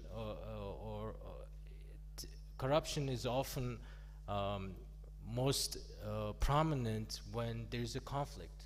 When you have to resolve a conflict, unless there's a clear legal pathway to resolve the conflict, there are other non-legal ways to come to a conclusion. So we want to uproot that ability altogether and make it very clear if there are conflicts between two parties, as a very clear pathway to resolve the conflict in a legal, non-corrupt way. So this will be the key legislature that we'll be working on in the fall session. So it sounds like there is a very ambitious regulatory and legislative program, and they're really only at the beginning of that journey. Jose, can I come to you now? You're fairly positive on the outlook short term and medium term, but what structural changes does the World Bank believe need to be made in Mongolia to ensure long-term economic growth and stability? Okay, thank you, Michael, for the question. It's a question so important now for a country such as Mongolia. So let me structure that my response like this. So I will talk about the structural reforms needed to address long-term challenges in Mongolia. So how I see it is that one of the main challenges, long-term challenges in Mongolia, of course we all know it, is economic diversification, right? And a second big challenge, I will say, that is fiscal sustainability. At least in terms of economic sustainability, right? We know there are other types of sustainability, as Tapan was mentioning earlier. So in terms of economic diversification, so it's critical for the future of the Mongolian economy, and you can see you can see it, right? So Mongolia is a very volatile economy. It depends. It highly depends on the mineral on the mining sector, which is very volatile, not only in production, so quantities, but also in prices, as you know. So that creates a macro environment that is not that stable. And of course, investors need stability to invest in a given country. Right? The second point under this diversification is that in economics, we have in economy we have this term that is called like the Dutch disease, and of course I will not enter into technical details now, but in a nutshell, it means that so the Mongolian economy is allocating a big amount of resources to the mining sector, and the problem is that other sectors are receiving less resources. And I'm not talking only in terms of money or like investments, but also human capital, for instance. So, and that's a problem that we observe in several countries in the world. And then like a third point on diversification, I would like to emphasize the criticality of it, besides the 2 points that I mentioned before. And this third point is related to climate change. So with climate change, we expect, for instance, coal demand in the world to decrease in the medium long term. I would say even more like the next 10 years or so. And that will be like a strong hit to the exports of Mongolia, right? Also in terms of land degradation, land erosion. So as you know, of course, the agricultural sector in Mongolia has strong potential, but with the climate change, then if you have land erosion, land degradation, then this agricultural sector potential will decrease as well. So that's why diversification is critical. So beyond the traditional sectors as mining, of agriculture, but to go beyond that. And I will be shorter on the second point, that is fiscal sustainability. Currently, the Mongolia has elevated levels of debt, significant fiscal risks that the government will need to mitigate, of course. For instance, you are all familiar with the Development Bank of Mongolia and the issues that it has. And again, climate change can even can accentuate these problems, because with climate change you will have more frequent shocks, more frequent natural shocks, and then you need some fiscal space like that the country needs to build in good times to be able to respond to these shocks in bad times. So that's how I see now the long-term challenges in Mongolia, and it's a very important agenda, of course, that the government will need to take. Absolutely, diversification is key. It came in our report, and I believe it came out in the 6 pillars, the new recovery program, the importance to diversify. The sustainability question and the environmental climate question I'd like to come to in more detail later, but Zuzana, I'd just like to talk to you briefly about those, what I see as the 2 core planks of diversification. Diversifying trade, it's not reliant solely on China, which is the dominant trading partner, and diversifying sectorally so that not totally reliant on mining. What are you seeing at the EBRD? Are you seeing that happening on the ground, and what are you doing to support that diversification?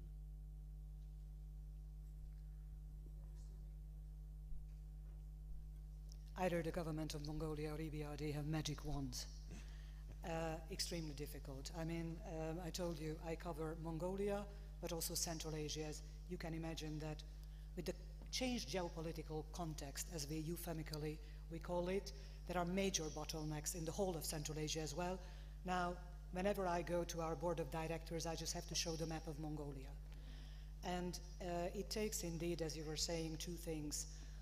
One is where we diversify to, and there, again, in terms of the exports, we have seen essentially 3 areas. One, which is traditional, where there is enormous amount of room to improve enhanced value, and I'm talking Kashmir.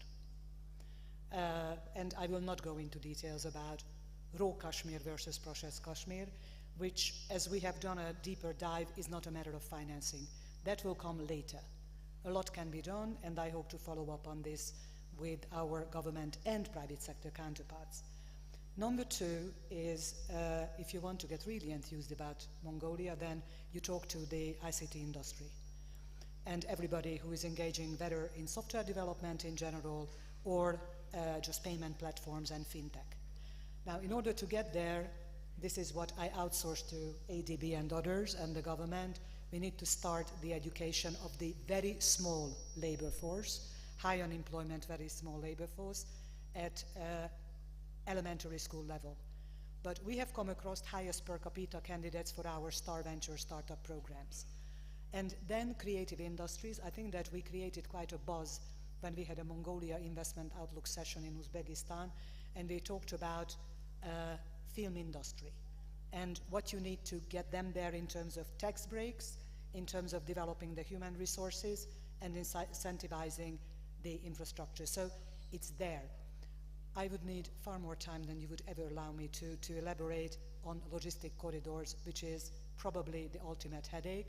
I was very happy to get signals, and I want to talk green. Please ask me about green. We're going to because come to green, I promise you. There will be a lot of, as the audience would know, a lot of potential for exporting renewable energy in the coming 5 to 15 years already from Mongolia. Yeah, So I want to we leave could the talk last about section that. to talk solely about green. But Tapan Mishra, Zuzana talked about education. She talked about bringing young people, creative industries. Again, from the UN's perspective, is that what you're seeing, or that's what you're looking for Mongolia to deliver? Before I talk about specifically those sectors which are in the first pillar of the UN's 5-year Sustainable Development Cooperation Framework with the government, signed by His Excellency Minister Zafran, when he was also looking after MED, as well as Minister for Foreign Affairs. We've talked about, first is people, human development and people's well-being, including health, education, water sanitation, hygiene, food safety, security, social security, etc. All those facets of people's lives. That's absolutely critical.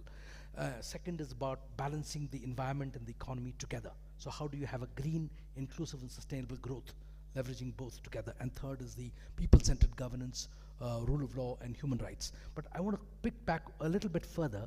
Mongolia is, let me say some good things about which I want to say. Mongolia is one of the very few countries which has articulated a very clear 30-year vision, Mongolia's Vision 2050. It's absolutely ambitious. It's a very, very comprehensive and a very inspiring vision. But the point is, it's 30 years away.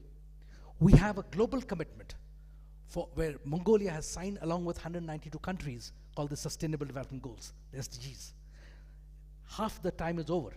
We've lost time in 2-3 years with the pandemic. We've slid down on the development we've made so far. We are in the midst of a second voluntary national review, and the Ministry of Economy and Development is going to present that in New York in July. That is going to give us some of the indicators of where the challenges are, the bottlenecks are, and what could be the accelerators. So Mongolia has a very huge opportunity now in the 7 years to demonstrate not only to the citizens of Mongolia, but to all possible potential investors that Mongolia is credible and capable of achieving the SDGs, which will give it more credibility that it can achieve Vision 2050. So that's why these facets together, if you look at a longer term vision, the SDGs is a very important milestone and an incredible achievable goal for Mongolia in leveraging its potential. Zuzan, let's come back to you then now on the green agenda. And Mongolia has the sort of challenges that many emerging economies with mining and resources have. How do you grow the economy, create jobs, bring healthcare, but at the same time meet climate goals? You know, that's a paradox. What's the situation as you see? What's the challenge, and how can Mongolia achieve that, accelerate that transition? Well, I'm blessed with having my flat because I'm based in the region in Astana, and probably I'm a bit familiar with the coal disease. What do you do? Because coal is perceived to be cheap. You can export also here from Mongolia coking coal. You've got private investors that put their money into coal mining, and by the way, it also creates jobs. So again, what Stapan, you were saying, it's great to have a vision of 2050. I would love to have a vision for Mongolia, and one can help with that. We can have a vision, even implement it. 2050, or in the case of Kazakhstan, it's 2060 decarbonization plan. And you would immediately say till it starts being implemented. Before both of us, we are gaga, and we will be in the cemeteries and probably by 2050. And there are ways to do it. Again, we have had this dialogue with many countries that are blessed with fossil fuel resources. It's not mission impossible. Again, I understand, well, first you can address already production of clean energy, which thanks to current technology, with or without the battery storage, it is much lower production cost. We need to test the market, I agree, than whatever Mongolia agreed 10 plus years ago in terms of feed-in tariffs. And we are ready to prepare the first auction, just not Mickey Mouse auction. So it needs to be 100 megawatt plus, otherwise you will have no interest. Number two, we need to deal with the legacy issue, which has tainted also Mongolia's reputation as an investment destination. Number three, one needs to invest, and here we have a little brainstorming with the government who should invest in the transmission system grid, because it's intermittent kind of supply of electricity. And again, last but not least, let's think about also, go back again to job creation here, whether you can also build up part of the supply chain for the green energy, as it has been built up for the Oyu Tolgoi project, and whether we can train. So for me, and this is, I recognize I only talk about one aspect of the green agenda, but a decarbonization strategy to aim at 2050, Horibiladik to 2060, with milestones and revision, we believe it's absolutely doable, and it's imperative for Mongolia. Amarjavin Ganabal, it's imperative. Is Mongolia on that path? 2050 ambitions, tremendous, but as Dapman said, it's 30 years away. Can it be accelerated and done so while achieving the growth and stability that Mongolia requires? I think, well, 2050 vision basically highlights the competitive advantage of Mongolia, which is its geolocation next to a large, very large economy. Two, its natural resources located next to a large consuming economy. Third is the young and vibrant population, which is quite a rarity in the region. I'm not even talking about Europe. And the fourth is renewable energy, energy in general. But all of these four competitive advantages of Mongolia have limiting factors. Our geolocation looks great on the map, but if we do not have sufficient capacity, border capacity and access to that market on arm's length basis, then it's worth nothing. The second is natural resources. Right now we heavily rely on coking coal, and the second largest export is copper concentrate. But there are other natural resources that this country can successfully and economically viably develop, such as rare earth metals, which is in a very high demand given the digitalization and development of electric vehicle industry. Human resources, we have human resources, but as a gentleman on the panel rightfully highlighted, the Dutch disease actually is very stark in the human resource. OT and other large mining companies attract the best of human resources. They get great training, they have a fantastic career potential, but other industries are suffering from deficit of human resources, very basic industries like agriculture, construction, engineering. So we need to develop laws, legal framework, and policies to improve the even distribution of human capital. And finally, energy. Electricity supply should be growing twice the rate of GDP growth for it to support the economic growth. We haven't been able to add significant electricity source in the past decade.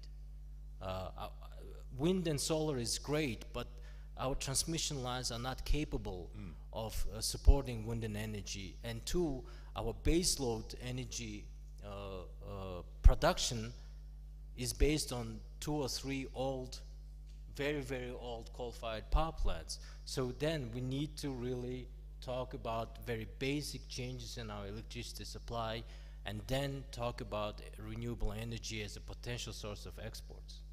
Final word to you, Finance Minister, if I may. You have a very ambitious program. You've brought stability. You're working on debt situation.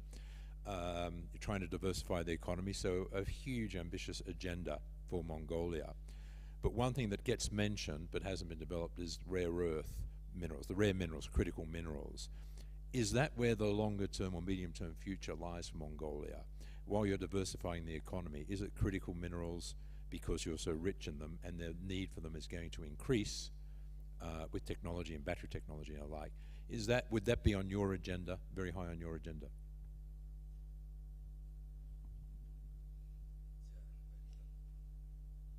Баярлалаа. Ер нь бид өнгөрсөн жил төсөв мөнгөний бодлогыг бүр хамгийн яг классик утгаар нь бид одоо хослуулж хооронд нь уялдуулж чадсан. За тийм ч учраас одоо энэ 23 оны эдийн засгийн маань одоо тогтворч явах сайн суурь нь тэндээс гарч ирсэн байдгийг. За ингээд богино хугацаанд одоо бид нэлийн макро үзүүлэлтүүдэд сайжруулад төлбөрийн тэнцэл маань одоо богино хугацаанд сайжирсан. Гисэн хэдиж энүүний яг цаана яг язуур эрсдэл маань яг хэврэл байгаад байгаа. Маш богино хугацаанд бид нар амжилттай экспортоо нэмэгдүүлсэн. За олон улсын санхүүгийн зах зээл дээр манай гол түүхийдүүдийн үн бас харьцангуй өндөр байсан эдгээр зүйлүүд бидэнд бол сайн нөлөөлсөн байна. За ингээд одоо яг саяын таны асуулттай холбоотой зүйл маань ерөөсөө яг төлбөрийн тэнцэлтэй холбоотой асуудал юм байна. Төлбөрийн тэнцэл.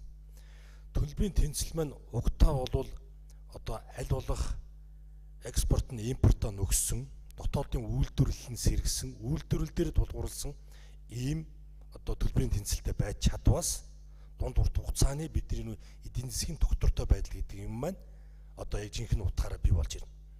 Гэтэл одоо манайх ерөөсөө цэвэр 80-90% нь худалдааны эдийн засаг. Гол түүхийдүүдийн экспортоос хамааралтай ийм л одоо эмзэг бүтцтэйгээ явсаар ирсэн цаашдаач энэ рүүгээ нэлийн тийм гүнзгий орох тийм төлөвтэй болж ирээд байгаа. Тийм учраас бидний ойрын ирээдүйд эдийн засгаа төрөө тогтворжуулъя гэж байгаа болвол бид одоо засгийн газрын тавьсан шин сэргэлтийн бодлого. Шин сэргэлтийн бодлого энэ 6 одоо зүйл маань одоо эндээс гарах энэ эрсдлээс бүрэн гарах ийм л зорилготой юм байна юм. Одоо эрчим хүчний асуудал ярьж байна. Бид өсөн нэмэгдэж байгаа эрэлт хэрэгцээнийхээ дөнгөж 80% хангаж байгаа бид. Дөнгөж 80% хангаж байгаа. За тэгээд гол тохируулгын систем байна одоо Орос улбаноос хамааралтай үндсэндээ. Бид нар зогсоож чадахгүй. Оросоос шууд хамааралтай. За бид нар сэргийгдэх эрчим хүчний одоо их усрууд бидэнд маш шаардлагатай байгаа.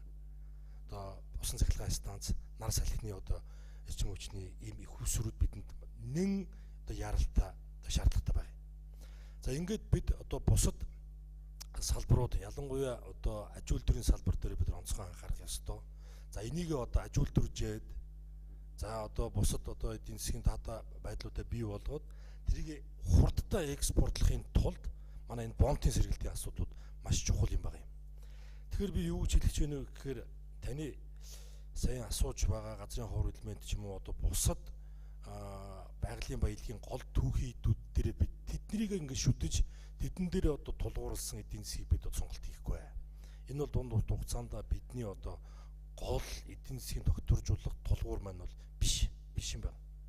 Сая дөрөнд энэ хосоо хэллээ одоо мишраж гэсэн түрүүн хэлээд байна.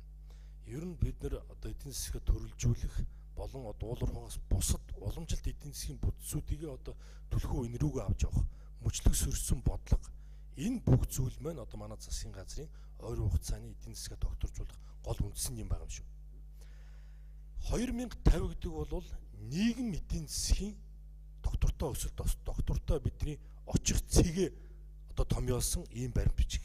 Нийгэм эдийн засгийн урт хугацааны харин шин сэргэлтийн бодлого гэдэг маань энэ 2050-д хүрэх зорилгын эхний 10 жилийн 30 он хүртэлх бидний эдийн засгийн одоо өсөлтийг боомлж байгаа энэ 6 зүйлийг онцлоод эндээс гарах ийм зорилго юм байна. Энийг бид амжилттай биелүүлвэс 2050 оны маань одоо зорилгодоо хүрэх зам маань одоо илүү их дардан боломжтой болж ирнэ гэсэн үг. 2019 онд буюу одоо цар тахлын өмнөх жил манай дотоодын бүтээгдэхүүн 36 их найд байсан. Тэгвэл одоо бид энэ оны эцэсгэд бараг 60 их найд гаргаж байна. За бараг 70-80% дахин 70-80%-аар өсөх гэж байна. За гэтэл нэг хүнд ноогдох үндэсний орлого одоо per capital маань ингэж 2 дахин бас өсч чадаагүй байгаа. Энэ маань өөрөө одоо сөөхөн хөрөнгө оруулагчтай тэр нь хэд их том эдийн засгийн бүтцийг бий болгоцсон. Эргээд эндээс гарч ирж байгаа ашиг эдийн засгийн өгөөж нь ард түмэндээ очих бүтэц байхгүй бидэнд.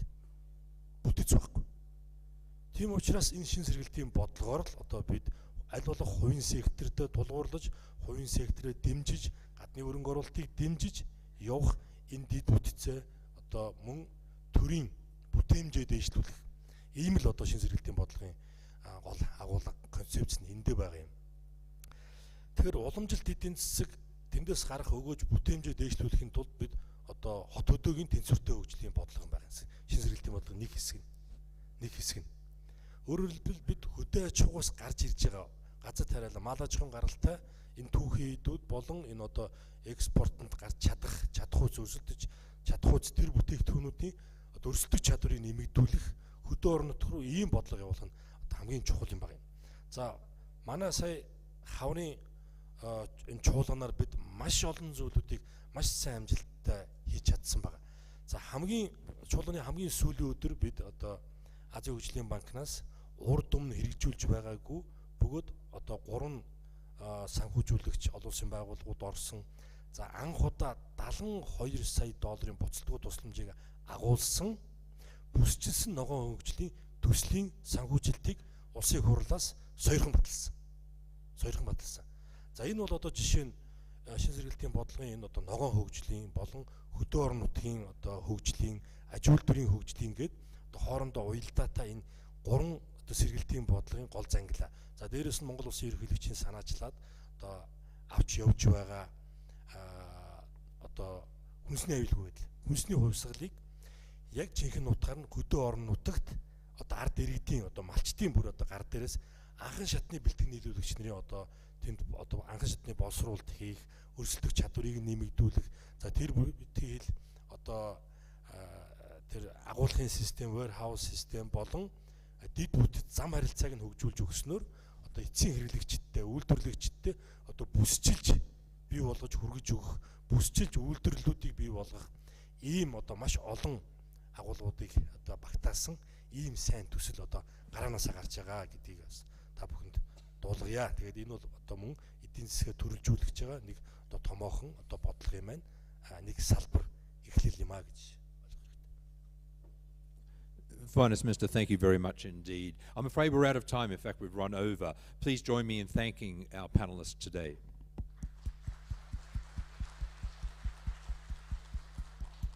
Thank you all very much, and it's a great pleasure to be here.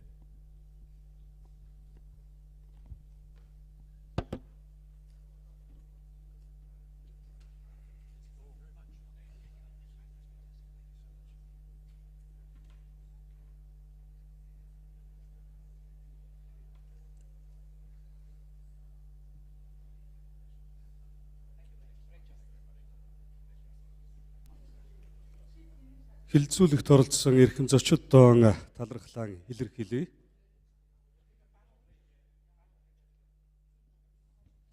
Та бүхэнд энэ ташрамд мэдээлэл хүргэе.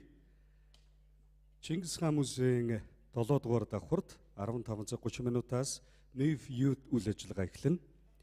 MEF Youth нь залуус, нийгэм, эдийн засаг, соёл боловсрол, байгаль орчны талаар өөрсдийн үзэл бодлоо илэрхийлж, ирээдүйд чухал хамааралтай сэдвүүдэд анхаарлаа хандуулан хамтран хэлэлцэх чуулга юм а. 15:30 минутаас их эзэн Чингис хаан танхимд хөдөө аж ахуйн хөрөнгө оруулалт сэдвээр салбар хуралдаан болно. Мөн 15:30 минутаас их Монгол танхимд шинэ үйлдвэрлэл хүнсний үйлдвэр сэдвээр хэлэлцүүлэг нэгдсэн хуралдаан болох нэ. Одоо бид төр завсарлаад 15:30 минутаас салбар хуралдаануудаар иргэн уулзъя. Их танхимын 1-р давхрын баруун жигүүр, 2 дугаар давхрын зүүн жигүүр B1 давхарт та бүхэндээ зориулан кофе, цай бэлтгэсэн байна. Та бүхэн кофе, цайгаа аваад гадаа цэцэрлэгт бас салхилж болно гэдгийг энэ ташрамтад дуулгая. Иргэн 15 цаг 30 минутаас уулзцгаая.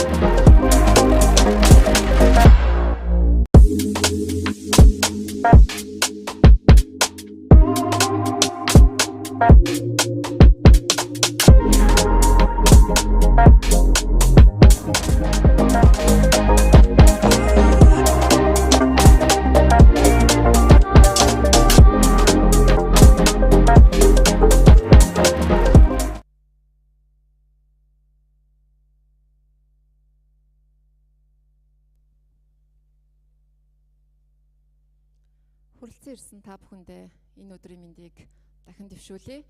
За тэгэхээр яг одоо Монголын эдийн засгийн форумын эхний өдрийн үдээс өмнөх хуралдааны тоймын талаар хэвлэлийн баг хурал үргэлжилж байна. Зохион байгуулагчдын зүгээс өгж байгаа хэвлэлийн баг хурлын тоймоос та бүхэнд товч танилцуулъя. За Welcome to Mongolia урайтаагаар зохион байгуулагдж буй Монголын эдийн засгийн форумын эхний өдрийн мэдээллийг Монголын эдийн засгийн форум зохион байгуулах албаны дарга Монгол улсын шадар сайд Хүрлбаатар болон Монголын эдийн засаг форум 2023 зохион байгуулах ажлын хэсгийн нарийн бичгийн дарга Ган Хуягнаар өгсөн байна. Энэ жилийн форумаар нийт 5 үндсэн илтгэл, 4 нэгдсэн хуралдаан, 15 салбар хуралдаан зохион байгуулагдаж нийтэд залуучуудад олон нийт рүү чиглэсэн 4 дагалдах арга хэмжээ, 10 гаруй соёлын арга хэмжээ зохион байгуулагдаж байгааг дурдаад энэ жил бол өмнөх жилүүдээс илүү гадны хөрөнгө оруулагч, бизнес эрхлэгч, хамтрагч, түншүүд ирж байгааг онцлсан байна. Мөн энэ үеэр нам орбитийн технологиг ашиглан интернет үйлчилгээ үзүүлдэг Starlink компанид тусгай зөвшөөрөл олгож үйл ажиллагаа явуулах эрхийг олгосныг зарласан байна. За ингээ анхаарал хандуулсан та бүхэнд баярлалаа. За өнөөдрийн бидний салбар хуралдаан болвол шинэ үйлдвэрлэл, хүнсний үйлдвэр сэдвийн хүрээнд зохион байгуулагдана. Сая хөтлөгчөөс бас зочдыг танилцуулсан байгаа. Тэгэхээр Монгол улсын хөдөө аж ахуйн салбарт хийгдэж байгаа шинжилэл, өөрчлөлт, хүнсний хувьсгалын талаар товчхон мэдээллийг та бүхэнд өгөөд хэлэлцүүлгээ эхлүүлье. За Монгол улсын урт хугацааны хөгжлийн бодлого Алсын хараа 2050-д хүнсний хангамж нийлүүлэлтийн үйл ажиллагаанд тавих эрүүл ахуй, аюулгүй байдлын шаардлагыг боломжсонгуй болгож баталгаат хүнсний үйлдвэрлэлийн доктортой систем бий болгох зорилтыг дэвшүүлэн ажиллаж байна. Түүнчлэн Монгол улсын ерөнхийлөгч улс орныхоо хүнсний хангамж аюулгүй байдалд онцгой анхаарч энэ асуудлыг улсын их хурлын чуулганаар хилцүүлэн улсын их хурлын хүнсний хангамж аюулгүй байдлыг хангах талаар авах арга хэмжээний тухай 36 дугаар тогтоолыг батлуулснаар засгийн газар хэрэгжилтийг ханган ажиллаж байна. За Монгол улсын ерөнхийлөгч эх 5 жилийн хугацаанд мал сүргээ эрүүлжүүлж, малын ашиг шим чанарт анхаарч, эрчимдсэн газар тариалан мал аж ахуйг хослуулан хөгжүүлж, ард иргэдийн өргөн хэрэглээний 19 хүнсний нэр төрлийн бүтээгдэхүүнээр дотоодын хэрэгцээгээ бүрэн хангахын зэрэгцээ Монгол улс бүс нутагта органик хүнс экспортлогч орн болох зорилтыг дэвшүүлэн ажиллаж байна. За ингээд зочдоосоо асуултаа эхлүүлье. За хамгийн ихний асуултыг улсын хурлын гишүүн инх төвшин үйлдвэрчлэлтийн бодлогын байнгын орооны дарга инх төвшин танд тавья.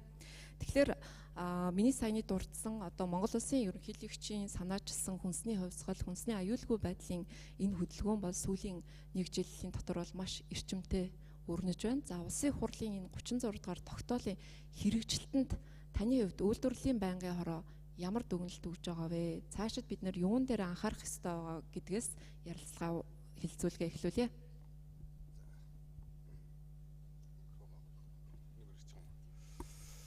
За юуны өмнө Монгол Улсын эдийн засгийн форумд оролцож байгаа бүх төрлийн хүнсийг л одоо бид нар дотооддоо бас үйлдвэрлэдэг байх хэрэгтэй юм байна. Ямар нэгэн эрсдэл гарахад эрсдэлд өртөхгүйгээр 100 одоо дотоод тусаа бүх зүйлээ хангадаг ийм одоо зорилтыг одоо Монгол Улсын ерөнхийлөгч дэвшүүлсэн байж байгаа. За үүний дагуу одоо 30 улсын хурлаар 36 дугаар тогтоол одоо батлагдсан. За 36 дугаар тогтоолын өрөөнд одоо юу гэдгийг хүнсний хангамж аюулгүй байдлыг бас нэмэгдүүлэх төлөвлөгөө гарч ажиллаад явж байна. За үүний хүрээнд одоо 5 чиглэлд нийт одоо 141 үйл ажиллагаанд 1.7 их найд төгрөгийг одоо бас хүнсэлтэй аж ахуйн яам болон одоо бусад арилжааны банкудаар одоо бас хүнсний үйлдвэрлэл эрхэлж байгаа аж ахуйн нэгж байгууллагуудаа бас одоо тодорхой одоо зорилтыг хангуулахын төлөө бас олгоод одоо явж байгаа. За энэ одоо хүнсний зээлийн тодорхой хувийг одоо Монгол Улсын засгийн газар төлнө. Тодорхой хувийн одоо банкны одоо хүүн төлөө тодорхой одоо хувийн бол Монгол Улсын засгийн газар одоо үндсэндээ төлөхөөр ийм шийдвэр гарсан байж байгаа. Цаашдаас тэгсэн одоо бид нар хамгийн тулгамдж байгаа асуудал Монгол улс өөрөө одоо 90 гаруй сая толгой малтай. Тийм учраас малаа эрүүл болгох асуудал. За мөн одоо махан бүтээгдэхүүнээ эцсийн шатанд одоо боловсруулдаг байх асуудал. За хөдөө аж ахуйн гаралтай түүхийдээ бас дотооддоос 100 боловсруулдаг асуудал гэдэг бид нар тулгамдж байгаа маш олон асуудлууд бас байгаад л байгаа юм л да. Тийм учраас цаашдаа бид нар энэ олон улсын стандартын шаардлага хангасан үйлдвэрлэлүүдийг бий болгох, мөн одоо олон улсын стандартын шаардлага хангасан одоо техник тоног төхөөрөмжийг одоо бас дотооддоо оруулж ирэх гээд ийм олон зорилтуудыг дэвшүүлж ер нь үйлдвэрлэгч нартай зориулаад одоо үйлдвэрлэлийн тоног төхөөрөмжийг одоо бас оруулж ирэх юм бол мөн одоо импортын дотоороос чөлөөлөх ийм ч гэсэн тодорхой арга хэмжээг бас зохион байгуулад энэ бас тодорхой хэмжээний үр дүнд бас хүрээд явж байна гэдгийг бас хэлмээр байна. Тэгээ цаашдаа яриад үл их зүйл байна. Тэгээд минут толлоо гэдээ одоо өргөд байгаа учраас ингэж зогсооё. За баярлалаа. Тэгэхээр ерөнхийлөгчийн санаачилж байгаа энэ хүнсний хувьсгалын талаар барс ерөнхийлөгчийн зөвлөх даваа баяр бас нэлээд нарийн мэдээллүүдийг өгнө гэж найдаж байна. За дараагийн асуултыг ноён Винод Ахажуу танд тавья. Тэгэхээр өнөөдрийн энэ хилцүүлгийн нэр бол шинэ үйлдвэрлэл хүнсний үйлдвэр гэсэн нэртэй байгаа. Тэгэхээр нэгдсэн үндэсний байгууллага за ер нь шинэ үйлдвэрлэл хүнсний үйлдвэр гэдэг энэ нэршлиг юу гэж тодорхойлох вэ? Тодруулж хэлбэл одоо жишээ нь өнөөдөр үйлдвэрээ нээж байгаа, маргааш үйлдвэрээ нээж байгаа энэ хүмүүсийг мэдээж шинэ үйлдвэрлэл гэж хэлнэ. Гэхдээ орчин үеийн шаардлага, доктортой хөгжилд хувь нэмрээ оруулах ийм одоо үйлдвэрүүдийг хэрхэн бий болгох уу? Өмнөх уламжлал шинжилгээний технологиг яаж хослуулж шинэ үйлдвэрлэлийг бий болгох вэ? Энэ тал дээр та өөрийнхөө байр суурийг илэрхийлэх үү?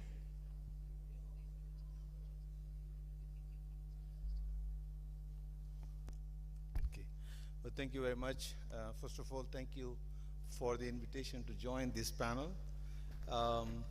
I represent the Food and Agriculture Organization of the United Nations, and just to say that our mandate really is to promote sustainable agriculture around the world, and now the narrative is really shifting to transforming the world, the food systems towards more resilience, more inclusive, and more nourishing. So our larger vision really is how can we produce food in a more sustainable way that can contribute to more resilient livelihoods and can also provide healthy, nutritious diets, etc., and also dealing with the climate change. So it's very complex, and the whole issue of food systems transformation is linked very closely to job creation, livelihoods, natural resource management, climate change, etc. But let me now come to your specific question when you say, what does it mean to say new, or what is the meaning of new here in this sense? And if you really look at the meaning of the word new, it relates to something that didn't exist before, or something that novelty, or the novelty part of it. But I think we really need to go beyond the new, and the key word to me is innovation. How is it that we innovate in a way that we can drive the transformation into the food systems? So this newness, innovation can be, improving a product, it can be a technology, it can be a process, it can be an institution, but it's with a purpose. And the purpose is to make it more efficient, more effective, more accessible, more equitable, and so those are the purpose. So it's a purpose-driven newness, which is the innovation. And I think we are all talking about driving food systems transformation through innovation. Let me give you a few examples of, there's lots of innovations now coming around the world. We can talk about vertical farming. Now, most of the world is moving into urban areas that we can actually be more efficient when we bring in vertical farming. We can do climate control systems, etc. Precision agriculture. There's lots of good technologies that are now available. We are also introducing them in Mongolia, drone-driven or computer-driven precision, application of pesticides and so on, so on. So there is precision agriculture. There's lots of digital technologies now that are available. I think in a number of countries now, digitalization agenda in agriculture sector is becoming extremely important. And I personally see, I think Mongolia being really a right candidate to drive agriculture development through digital technologies. We are also talking about agroecology and regenerative farming, which sort of takes a more holistic view of. So there are lots of these new technologies. Of course, we need to look at what is relevant in our context. But that's what it means to me, the new. How do we drive that agenda of food systems transformation through innovation, making it more resilient, making it more efficient, making it more effective. Let me stop here for now. За баярлалаа ноён Винод Ахажууд. За тэгэхээр дараагийн асуултыг Монгол Улсын ерөнхийлөгчийн зөвлөх даваа баяр танд тавья. Тэгэхээр өнөөдрийн бас хилцүүлгийн бас гол сэдэв бол яхаа аргагүй ерөнхийлөгчийн санаачилсан энэ хүнсний хувьсгал байгаа. Өнөөдрийн манай салбар хилцүүлгийн. Тэгэхээр улсын их хурлаас бол 36 доор тогтоол баталсан. За мөн Монгол улс бол гол нэрийн 19 төрлийн хүнсний бүтээгдэхүүнийгаа нэрлээд за үүнийг бол дотоодоосоо бүрэн 100% хангадаг болох цаашлаад экспортлогч улс болох юм зорилго тавиад байгаа. Тэгэхээр даваа 2 зөвлөх танаас за Монгол улс яг энэ 19 нэр төрлийн хүнсний бүтээгдэхүүний дотооддоо 100% хангах энэ зорилтыг хэдэн жилийн хугацаанд хэрэгжүүлэх боломжтой гэж үзэж байгаа вэ?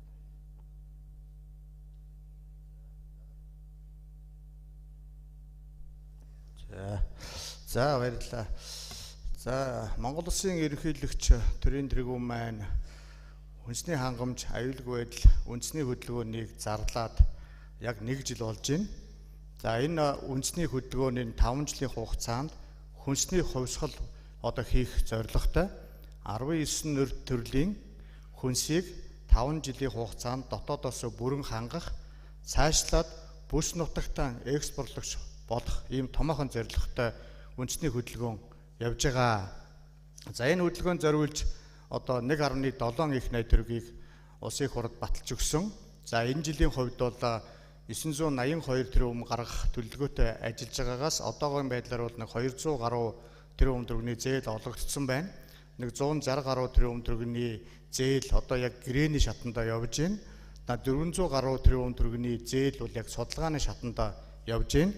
Тэгэхээр энэ намартаа багтаагаад бол энэ зээлүүд гарчна. Дээрээс нь одоо бид хагасжил тутам энэ хүнсний хангамж аюулгүй үндэсний хөдөлгөөний хэрэгжилтийг дүгнэх зорилгоор зөвлөдөх уулзалтуудыг хийж байгаа.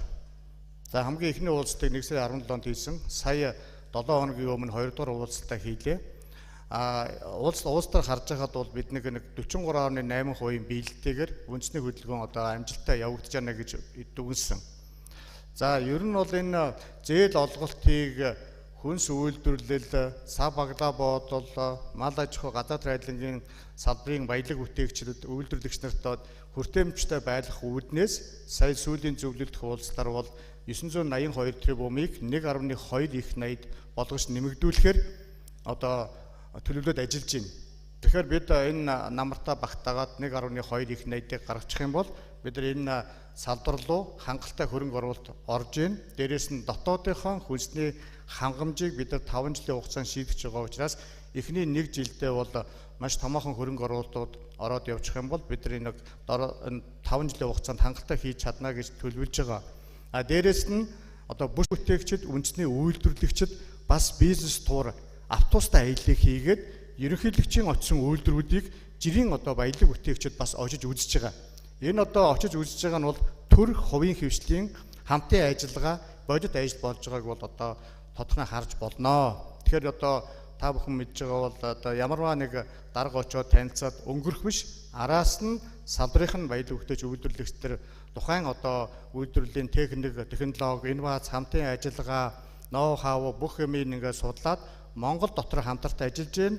Монголд ажиллаж байгаа үйлдвэрүүд хаалган нээлттэй болж байгаад бас манай үйлдвэрлэгч нар болон энэ бизнес эрхлэгч нар маш баяртай байгаа. Яагаад гэх юм бол ийм үйлдвэрийг гадаад руу очиж үзэх юм бол дор хаяж 5-6 сая төгрөг зарцуулдаг учраас дотооддоо Азтай байхгүй гоё үйлдвэрүүд бас Монгол байдсан байна. Ийм гоё үйлдвэрүүд байгаа юм чинь бид нар үндэсний үйлдвэрээ дэмжиж өөрсдөө одоо энэ хүнсний хувьсгалд хувь нэмэр оруулъя гэдэг одоо мотивац дээр одоо бие биендээ өгөөд энэ хөдөлгөөнийг хүнсний хувьсгал болж эцсийн үр дүн гарахад ерөөсөө баялаг бүтээгчид, үндэсний үйлдвэрлэгчид энэ гол ажлыг хийн. За Монголын ард түмэн худалдан авахч байна. Одоо худалдан авалтаар дэмжин тэгжээж бид хамтдаа хүнсний хувьсгалыг хийн. Явандаа одоо богино хугацаанд бол экспортлогч улс орн болно гэсэн энэ зорилгодоо хүрч чадна гэдэгт итгэлтэй байгаа. За баярлалаа. Тэгэхээр сая даваа 2 зөвлөхийн ярианд дурдсанчлан ер нь бол Монгол улсад бас олон улсын стандартад нийцсэн за жишг болох үс ийм хүнсний үйлдвэрлэл, хүнсний боловсруулалтын одоо хувийн аж ахуйн нэгжүүд бол өдрөөс өдөрт нэмэгдэж бас хөгжиж байгаа. За жишээ болгож өнөөдрийн хэлэлцүүлэгт бас 2 хувийн хвшлийн төлөөллийг өнөөдрийн хэлэлцүүлэгт уурсан. За би ноён Жереми Тиснээс асуумаар байна.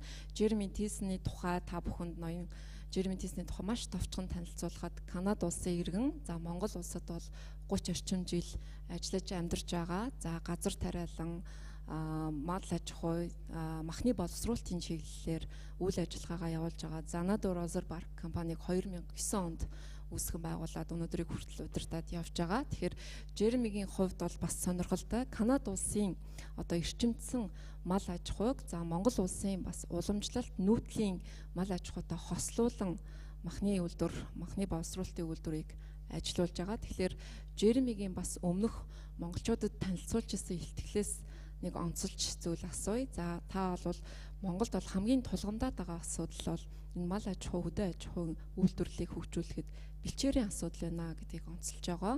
Миний ойлгосноор танай компаниас бас олон улсын байгууллагуудтай хамтраад Монгол улсын бас бэлчээрийн энэ даацыг яаж нэмэгдүүлэх үү, сайжруулах уу гэдэг дээр тодорхой төсөл санаачлаг хийгээд явж байгаа гэсэн энэ төслийнхаа тухай та танилцуулахгүй юу?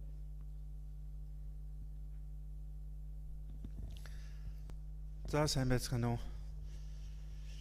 Өнөөдөр энэ форумд маш их чухал зүйлүүд ярьж байгаа. Ялангуяа миний бодлоор одоо энэ бэлчээрний талаар ингээд сая ярьсан байгаа. Энэ саяны өнгөрсөн хавар үнэхээр энэ харамсалтай олон мал үгсэн байна. Тэгээд шороо шуураад маш их гамшигтай юм болж эхэлж байгаа. Тэрнээс гадна одоо энэ борооны үернээс бас энэ бэлчээрний доройтсон нэг юу нь бас нөлөөлж байгаа. Тийм учраас би одоо манай компани ганцхан үхрийн мах чанартай мах бэлтгэж болохоос биш одоо энэ малчтай хамтарч энэ байгалыг зөв ашиглах, зөв хамгаалах, хамт уйлдуулж, хамтарч ажиллах хэрэгтэй байна гэж би ойлгож байна. Тийм учраас одоо бид нар бас нэг төсөл бэлдэж тавьж байгаа. Нэгдүгээрт нь тэрний юу нэ гэхлээр нэг жижигэн газар тусгаарлаад бүр хамгаалаад тэрний нэг газартай тэрний газар дотор малчтай хамтарч ажиллаад энэ нөгөө бэлчээрийг яаж зүү даацыг тохируулах вэ? Энэ малны эрүүл мэндийг яаж зүү зогсох вэ? Тэгээд энэ нөгөө одоо маш олон би нөгөө хавар бас нөгөө Сэлэн аймгийн нэг чуулганд бас нөгөө нэг юм ярьсан. Малчид яг өнөөдөр ер нь одоо жилийн 25 толгой мал үхэр зарахын тулд 200-аас 230 үхэр мал малж байгаа. Тэгэхээр зэрэг энэ маш их ажилтай. Тэд нөгөө өвөлжингөө тэр үхэр мал маллах хэрэгтэй байна, тижээл өгөх хэрэгтэй, тэр тижээлийг бэлтэх хэрэгтэй байна. Тэгтээ 200 гарантай нэг мал малж байгаа хэрнээ жилдээ 20 мал зарж байгаа. Энэ тийм байх ёсгүй дээ. Энд нөгөө малчид хэцүү байна. Бэлчээрд байгаль бас муу нөлөөлж байгаа. Тийм учраас манай компанийн төслийг бэлдээд энэ малчидтай хамтарч ажиллаад одоо нэг хурдан эргэлцэн одоо нэг мал оруулах, зах зээл рүү орох боломж байгаа. Тэрэн дээр малчид нөгөө одоо нэг үржүүлэх мал одоо нэг туултай үнэ хуургатай нэг хон яаж зүү хариулах тэгээд намар тэр нэг төлнө одоо ийм нэг бордох цэх газар нэг фермнүүд тушаагаад тэрэн дээр нөгөө илүү эрүүл мэндийн талаар илүү анхаарч боломжтой байна. Шим тэжээл илүү хангах өгч боломжтой байна. Тэгэхээр чин тэр малны махыг бас илүү үн цэнтэй болж байгаа. Тэгэхээр зэрэг тэр яг ийм системтэй орж байгаа бол энэ нэг махны экспорт хамаагүй илүү нээлттэй амархан гарах боломжтой байна. Тэгэхээр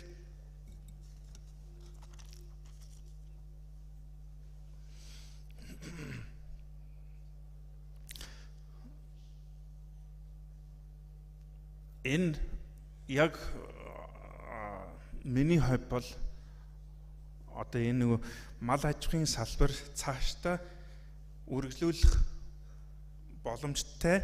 Гэхдээ энийг одоо энэ арга хэмжээ авахгүй юм бол энэ ер нь цаашдаа жоохон хэцүү болох байх гэж би бодож байгаа. Жишээлбэл энэ хавар нэлээд нэг өөхөр мал одоо өгсөн байсан шүү дээ. Баярлалаа ноён Жеремэд. За тэгэхээр дараагийн асуултыг TESO группийн гүйцэтгэх захирал Болор танд тавья. Тэгэхээр TESO группийн хувьд бас сүүлийн 20-од жил бол хөдөө аж ахуйн салбарт бол доктортой төрөл бүрийн инновацийг нэвтрүүлэн бизнесийн үйл ажиллагаагаа доктортой явуулж байгаа. За мөн хөдөө аж ахуйн хэд хэдэн төрлийн бүтээгдэхүүн ялангуяа хатаасан сүв, арт зэргийг болвол экспортлж байгааг бас та бүхэн сайн мэдж байгаа байх. Тэгэхээр хатагтай Болороос би та бүхний бас энэ сүв сүм бүтээгдэхүүний салбарт хийж байгаа туршлагын талаар асуумаар байна л да. Юу гэхээр одоо томоохон үйлдвэрлэгчид, бизнес эрхлэгчид маань шинэ үйлдвэрлэл эрхлэхдээ тухайн одоо салбарын экосистемийн хадгалах зорилго бол зайлшгүй одоо доктортой хөгжлийн гол бас шалгуурын нэг болоод байгаа. Өөрөөр хэлбэл яг одоогийн нүүдлийн мал аж ахуйн ёс заншил, уламжлалыг хадгалж авч үлдэнгээ олон улсын стандарт, эрүүл мэндийг одоо шаардлагад нийцсэн бүтээгдэхүүн зах зээлд нийлүүлэхийн тулд TESO-гийн бас туршлагуудаас хуваалцахгүй юу? Ялангуяа сүүс үн бүтээгдэхүүн дээр бас малчидтай маш сайн амжилттай туршлагуудыг хэрэгжүүлж байгаа гэдэг мэдээлэл байна. За мөн нэгдсэн үндэсний байгууллагатай хамтарч энэ төслийг хэрэгжүүлж байгаа гэж сонссон. Энэ талаараа та ярьж өгөө. За баярлалаа. Та бүхэнд энэ өдрийн мэндийг хүргэе. За эндээс авч. За TESO группийн хүнсний салбар бизнесийн хувьд таны сая хэлж байгаагаар нэг хэсэг нь сүс үн бүтээгдэхүүн.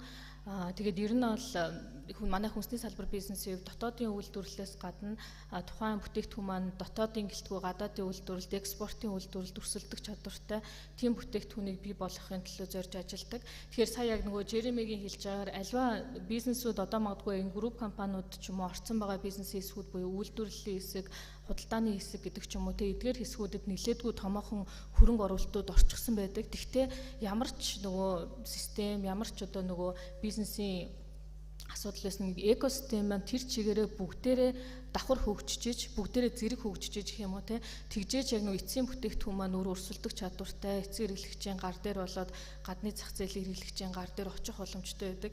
Тэрний цаана юу хэлэх гээд нэхэр үйлдвэрлэлийн хэсэг рүү хөрөнгө оруулалтууд маш их хийгдэж байна. Худалдаа, олон улсын хамтын ажиллагаанууд сайжирж байна. Гэхдээ Монгол улсын хувьд яг л түүхийн эд материал хаанаас ирж байна гэхээр одоо саяны малчны зэлэн дээрээс юм уу те газар тариалан эрхэлж байгаа тариаланч дээрээс ирж байгаа. Тэгэхээр яг саяны хэлж байгаа шиг энэ хэсгийг хэдүүлээ яаж хамтарч хөгжүүлэх вэ? Бид энд маш гоё үйлдвэрлэл оруулсан байдаг. Гэхдээ түүхийн эд материал маань эрэхтэй өөрөө магадгүй эрүүл мэндийн шаардлага хангаагүй, эсвэл тээврийн асуудал хүндэрч гисэн, эсвэл тээврийн зардал өндөртэй ч гэдэг юм уу тийм байдлаар буюу яг энэ хүнсний бүтээгдэхүүний одоо гинжин хэлхэн дээр хамгийн их бас зардал өндөртэй ирнэ, эрсдэл өндөртэй хөгжил багтаа байгаа хэсэг нь өөрөө түүхийн эд материал эхний шатны одоо боловсруулалт явж байгаа хэсгүүд байгаад байна. Тэгэхээр эдгээр асуудлуудыг яг яаж шийдвэрлэх вэ? Уламжлалт мал аж ахуйг эрчимцэн мал аж ахуй руу яаж оруулах вэ? Магадгүй 200 сая тэжээчэд 20 эдийн засгийн эргэлтэнд оруулж байгаа гэхээр энд өөрөө буцаагаад энэ өөрөө бизнес болох боломжтой зүйлийг бид нөгөө ахуйн хэлбэрт нь байлгаад байна уу гэдэг зүйлүүд бас гарч байна. Тэр энэний цаана бол зөвхөн хувийн байгууллагууд эдгээр асуудлыг шийдвэрлэх бас бодит амьдрал дээр боломжгүй. Тэгэхээр яг л нөгөө энэ зүйлийг хамтарч шийдвэрлэхийн тулд төрийн байгууллага, хувийн байгууллага, санхүүжүүлэгч байгууллагууд нь нэг талаасаа санхүүжүүлэх асуудал, нөгөө талаасаа сургах асуудал, дахиад доктортой худалдаа авалтын гэрээнүүдийг хийх асуудал, магадгүй уул уурхайн зах зээл өөрөө өнөөдөр Монголын бас мөнгө урсгалыг маш сайн татж байгаа энэ цаг үед буцаагаад аж үйлдвэрийн бусад салбаруудын хөгжлийн төлөө энэ цаг хугацааг, энэ зардал мөнгийг зарцуулах хэрэгтэй болов уу гэж харж байгаа. Тэгэхээр энэ зүйлсүүд дээр илүү сайн ажилламаар байна. Мал эмнэлгийн асуудал байна, лабораторийн асуудал байна гэдэг ч юм уу те.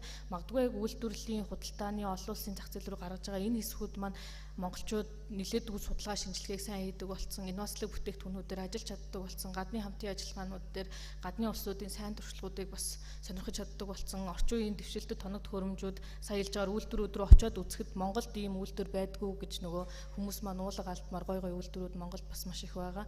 Тэгэхээр эдгээр зүйлсүүд дээр илүү яг гарал үүсэл буюу тухайн экосистем маань зарим хэсэг нь ингэж өндөр хөгжөөд байдаг, зарим хэсэг маань ийм бага хөгжилтэй байвал бидний нөгөө эцсийн үр дүн бол энэ хоёрын дундуур л гарах гэдэг. Тэр энэ хоёрыг хүүгийг бүгднгийн хэдүүлээ яг зэрэг яаж хөгжүүлэх вэ гэдэг дээр илүү бас төр хувийн хөвшил санхүүгийн байгууллага, олон улсын байгууллагууд маань хамтарч ажилласаа гэж хүсэж байна. Таас бас сая нөгөө экспортын урсгалыг асуух шиг боллоо. Экспортын Tesla Group-ийн хувьд сүүлийн 5 жилийн хугацаанд нөгөө хүнсний экспортоор тэргүүлээд ажиллаж байгаа.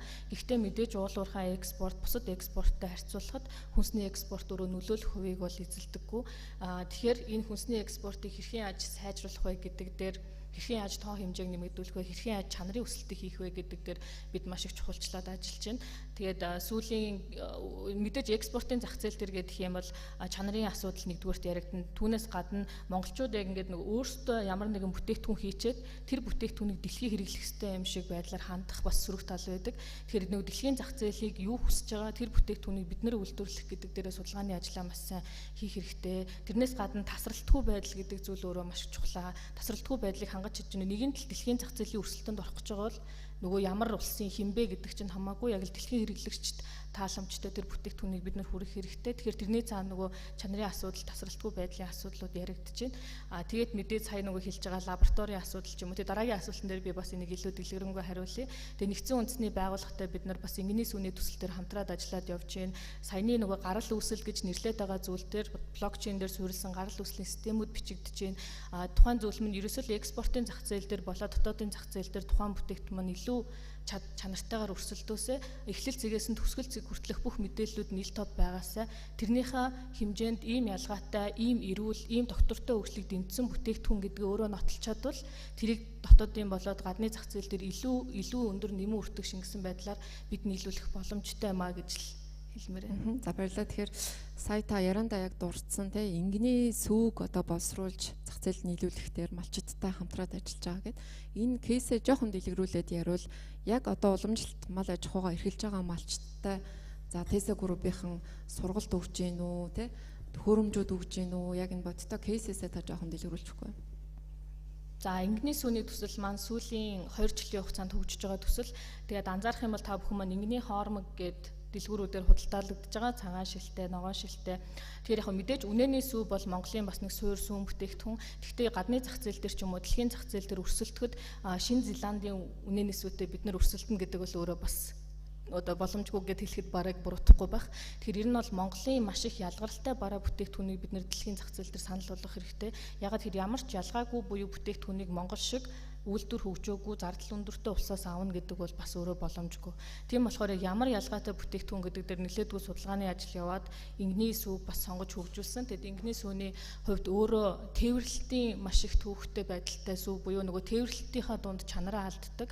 Тэр тээвэрлэлтийн дунд чанар алдснаасаа болоод нөгөө холын тээврийг даадгүй гэдэг том сул тал байгаа. Энэ дээр бас манай технологийн залуучууд маань инновац шингээгээ тухайн очоод бас харуул маш сонирхолтой айл болгоны гадна амжиргаа цагаан 10 айлын гадна бид нэр өнгөрсөн он туршсан. Ингээд сүүг богино хугацаанд одоо өндөр градусаас буюу одоо 25-аас 30 градусын дулаантай сүүг 5 градусын хүйтэн одоо хүүтэн хэлбэр лөө юм уу те ингэж богино хугацаанд шилжүүлээд хөлдөө хэлбэр лөө хадгалаад бид нэр тээвэрлэлтэй одоо Улаанбаатар хот руу онгоцоор болоод газраар авчирдаг. Тэгээд тухайн сүүг авчрангуудаа шууд хатаамал хэлбэр лөө шилжүүлдэг. Тэгээд хатаамал хэлбэр лөө шилжүүлснийхаа үр дүнд тэрийг бид нэр одоо нөгөө ямар ч урт хугацаагаар хадгалах боломжийг өөрсдөө нээж өгч өгдөг. Тэгэхээр яг нөгөө энэ экосистемийг бид нэр бий болгохын төлөө одоо нөгөө малчт маань шууд магадгүй машин аваач эсвэл хөргөч аваач тэр зүйлийг аваач гэхээр нөх хөрөнгө оруулалтууд хийх боломж нь хязгаарлагдмал тэр ихний шатны хөрөнгө оруулалтуудыг өөрсдөө хийгээд жилийн процесс яваад саяны гарал үүслийн системээ үнэний сүүн дээр туршина гэвэл энэ өөрөө бас нэлээд нүсэр ажил болно. Тэр ингийн сүүний энэ хэсэг дээрээ туршиж үзээд одоо яг зах зээл дээр бас яг тэр гарал үүслийн дэлтод байдал нээлттэй болж байгаа блокчейн дээр суурилсан системээр одоо сенсоруудад тавигдсан явж байгаа бүтээгдэхүүн маань утгагүй нийлнэ. Тэгээ дараагийн шатны ажил дээр маань нөлөө нэгдсэн үндэсний байгууллагын маань дэмжиж ажиллаад дараагийн одоо нөгөө тоног төрөмжийн хөрөнгө оруулалтыг бидэнтэй хамт хийгээд ажиллаж байна. Тэрнээс гадны маш мундаг экспертүүд манай дээр ирж ажилласан нэгдсэн үндэсний байгууллагын урилгаар тэгэхээр тэр хүмүүсээс бид нөгөө маш их одоо юу юм бит бус үнцнүүдийг аваад аль зах зээл дээр яаж өрсөлдөх ёстой, ингийн сүү яг юунд сайн, та одоо ямар байдлаар энийг боловсруулах ёстой, ямар бүтээгдэхүүн эндээс хөгжиж гарах боломжтой вэ гэдэг дээр биднэрт бас маш том одоо нэг оюуны хөрөнгө оруулалтыг хийсэн. За баярлалаа. Тэгэхээр дараагийн асуултыг их төвшин гишүүнд тавиад тэгэхээр Монгол улсыг бол органик хүнсний экспортоор манлайлах юм боломжтой гэж бидний бүгдээрээ үздэг, ярьдаг. Гэхдээ яг бодиттой тоо судалгаа ингээд аваад харахаар 2022 оны 12 дугаар сарын байдлаар нийт 180 гаруй үйлдвэрлэгч нийт 932.5 га талбайд органик үйлдвэрлэл эрхэлж 170 тонн хүнсний ногоо малын гаралтай 8 тонн бүтээгдэхүүнийг зах зээлд нийлүүлсэн байна. Тэгээ энэ хүнс хөдөө аж ахуйн үйлдвэрлэлийн ерөөсөө 1% хүрэхгүй байна гэдэг энэ дүгнэлтийг хүнс хөдөө аж ахуйн үйлдвэрийн яам хийж байгаа. Тэгэхээр Монгол улс бас органик хүнсний бүтээгдэхүүний хуулийг батлаад тодорхой ажлууд үргэлжлээд явж байгаа. За мөн тодорхой хэдэн улсын хурлын гишүүд хуулийн шинжилгээг улсын хурлд өргөн бариад байгаа. Ер нь органик хүнсний салбарыг хөгжүүлэх дээр манай тулгамдаад байгаа асуудал нь таны бодлоор хууль эрхцэн орчин уу? Засгийн газрын хэрэгжилт байна уу? Энэ дээр та ямар дүгнэлт хийж байгаа вэ? За саяхан одоо органик хүнсний тухай хууль одоо улсын хурлаар батлагдсан байж байгаа. Ер нь дэлхийн нийтээр л энэ органик хүнсний асуудлыг бас дэвшүүлж байна. Дэлхийн нийтээр одоо юу гэдэг органик хүнсийг одоо 30% төргий. За Монгол улс бол нэг өөрсдөө бол бас 5% төргий гэдэг ийм зорилтыг одоо тавьж ажиллаад явж байгаа. Органик хүнсийг одоо цаашдаа бид нар төрөөс тодорхой хэмжээгээр дэмжиж өгч ялангуяа хөрөнгө санхүүгийн хувьд ч гэх юм уу урт хугацаатай зээлээр одоо тодорхой хэмжээний дэмжлэг үзүүлсний үндсэн дээр энэ органик хүнсийг цаашдаа одоо үйлдвэрлэж байгаа. За үйлдвэрлэл эрхчлэлтийн тоо бол тодорхой хэмжээгээр бас нэмэгдэх юм байна гэж одоо бас харж байгаа. Тэгээ бидний хамгийн одоо түгээмэл байдаг мал аж ахуйн салбараа л одоо бидний хамгийн чухал салбар бол мал аж ахуйн салбар. Тэгэхээр мал аж ахуйн салбараа одоо бидний эрүүл болох асуудал бол хамгийн тулгамдаад байгаа асуудал байж байгаа юм. Түрүү энд бас ярьж байна. Нэгдүгээр бид нар малаа эрүүл болох хэрэгтэй байж байна. Малчтаа соён гэгэрүүлэх асуудлыг шийдэх хэрэгтэй байж байна. Мөн одоо юу гэдгийг гадагшаа гаргаж байгаа одоо мах бүтээгдэхүүний экспортынхаа тоо хэмжээг бас тодорхой хэмжээгээр нэмэгдүүлэх асуудал байж байна. Нөгөө малын эмчээ, зоот тэглэгчээ бэлдэх асуудал бол одоо төрийн одоо тодорхой хэмжээний бодлого болоод явж байна л да. Одоо бол нөгөө малын эмч маань одоо төгсөөд гарахад нөгөө мал аж ахуйн салбарт ажиллаж байгаа ажилтны цалин хамгийн одоо бага байгаад идэг. Тийм учраас цаашдаа бол ялангуяа энэ малын эмчээр төгсөж байгаа хүүхдүүдийг тодорхой хэмжээгээр төрөөс одоо дэмжлэг үзүүлэх, энэ салбарт ажиллаж байгаа одоо малын эмч болон зоот тэглэгчдийг бас тодорхой хэмжээгээр бас одоо цалин хөлсийг одоо нэмэгдүүлдэг. Энэ салбар руу орж ижил одоо бид бол цаашдаа бол малаа эрүүл болгох, эко одоо бас органик одоо юм мал аж ахуйн одоо салбарыг одоо бий болох зайлшгүй одоо шаардлага байгаа юм л да. За одоо бол ингээ харж байхад бол Монгол улс одоо юу гэдгийг жилдээ нэг 10,000 гаруй одоо тонн ноолоор авч байна. Үүнийхээ 30% одоо бид нар бол дотооддоо бол боловсруулад за бусдыг нь бол угаагаа түүхийгээр нь бол гаргаж байна. За мөн одоо ноосны одоо 25%-ийг одоо дотооддоо боловсруулад за үлдэж байгаа хэсгийг нь бол угаагаад гаргаж байна. За арьс ширний одоо юу гэдгийг жилдээ Монгол улсад нэг 18-аас 20 сая одоо арьс шир гардаг. За үүнийхээ 10%-ийг л одоо бид нар дотооддоо бол боловсруулдаг. За бусдыг нь одоо юу гэдгийг боловсруулж чадахгүйгээр одоо зарим нь түүхийгээр нь гаргадаг, зарим нь одоо хаягдлуулаад явдаг. Тийм учраас цаашдаа бол бид нар энэ малыг эрүүл болгохоос илүүтэй малчтыг одоо соён гэгэрүүлэх асуудал хамгийн чухал байж байгаа юм. Мал малж байгаа малчтаа бид одоо соён гэгэрүүлж ийж эрчимдсэн мал аж ахуйн одоо бас одоо ач холбогдлыг бас сайн таниулах. За малын одоо тоо гэхээсээ илүү чанар руу анхаардаг энэ асуудал дээр л одоо онцгой анхаарах ёстой юм.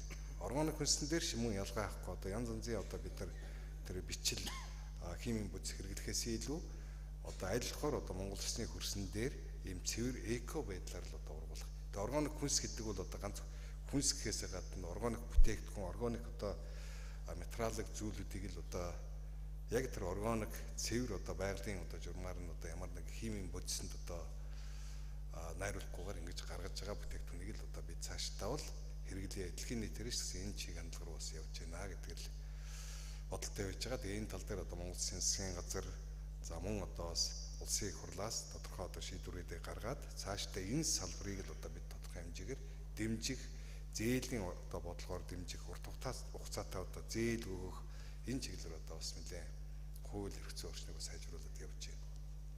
За баярлалаа. Тэгэхээр ерөнхийлөгчийн зөвлөх даваа 2 танаас асууя. Тэгэхээр 1.7 их найт төгрөг энэ хүнс хөдөө аж ахуйн салбарт бас бид нэр төсөл арга хэмжээнүүдийг хэрэгжүүлэхэд зорилттой ажиллаж байна. Тэгэхээр хамгийн гол нь өнөөдрийн бас хилцүүлгийн зорилго бол хүнс хөдөө аж ахуйн салбарт хөрөнгө оруулагчдын сонирхлыг татах, За энд ямар боломж нөөц байгаа вэ гэдгийг таниулахад оршиж байгаа. Тэгэхээр яг ерөнхийлөгчийн санаачилж байгаа энэ хүнсний хувьсгалын хүрээнд олгогдож байгаа зээл тусламжууд гадаадын хөрөнгө оруулагчдыг яаж дэмжиж, за төр хувийн хвшлийн хамтын ажиллагааг хэрхэн хангаж ажиллах төлөвлөгөөгөө та танилцуулахгүй юу?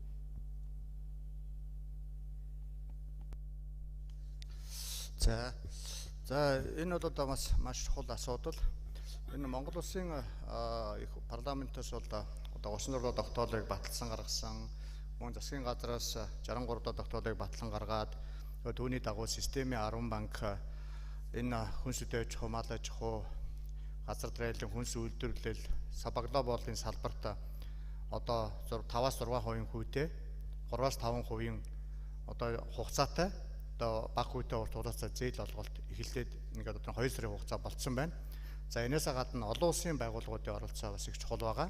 Тэгэхээр одоо олон улсын байгууллагуудаас бас энэ хүнсний энэ салбарт хөрөнгө оруулалт хийхээр сонирхож байгаа, мөн хөрөнгө оруулалт хийхээр ажиллаж байгаа, хөрөнгө оруулалт аль хэдийн хийцэн энэ байгууллагуудыг одоо тэр бодлогоор дэмжиж одоо хамтын ажиллагаа идэвхжүүлэх олон талтай гэрээсүүдийг байгуулаад цаашаа ажлууд явж байгаа. Энд дээр тодорхой хэмжээний ажлууд хийгдэж байна. За мөн одоо манай хүнсүдэ аж ахуйн салбарын экспорт бол ер нь их бага штэ. Сая манай болроо хөтлөж хийж байна те. Ерөөсөө 1% хүрэхгүй байна гэж байна. Гэхдээ ер нь бол одоо манай эрдэс баялагын экспортч нэг 92%.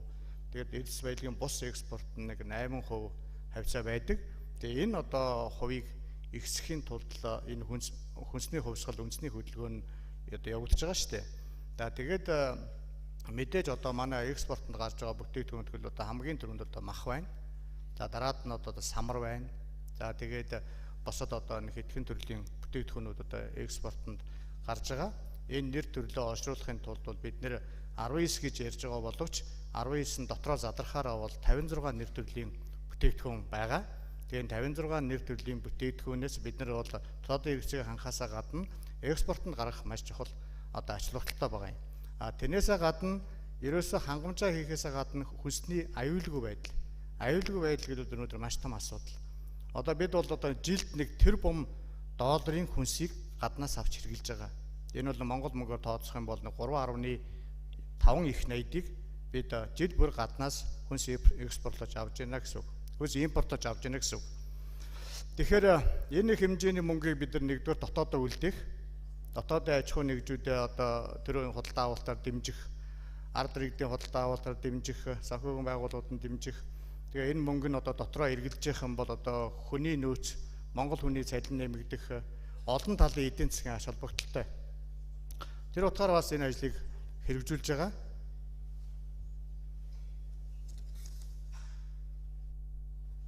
Гадаадын хөрөнгө оруулалтын орчныг сайжруулах хүрээнд тодруулахгүй да.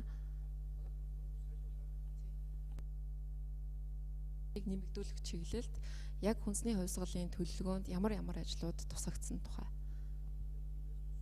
Гадаадын хөрөнгө оруулагчдыг нэмэгдүүлэхийн тулд хөдөө аж ахуйн салбарт хүнсний хувьсгалын одоо 36 дугаар тогтоол дээр ямар ажлууд төлөвлөгдсөн тухай та илүү тодруулахгүй юу? Гадаадын хөрөнгө оруулагчдыг нэмэгдүүлэх хүрээнд.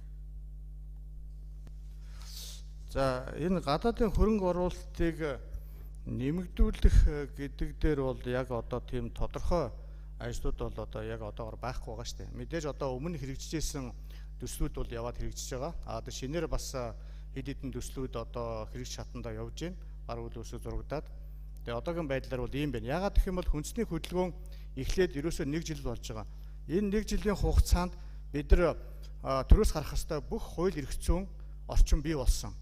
Улсын хурлын 36 гарлаа, баг хурлын одоо төр хорооны 2 дахь тогтоол гарлаа, засгийн газрын 63 дахь тогтоолч одоо сая 3 сарын 30-нд батлагдаад 4 сарын 15-даас зээл олгоход нь эхлээд маш ингээд шуурхаа явж байгаа.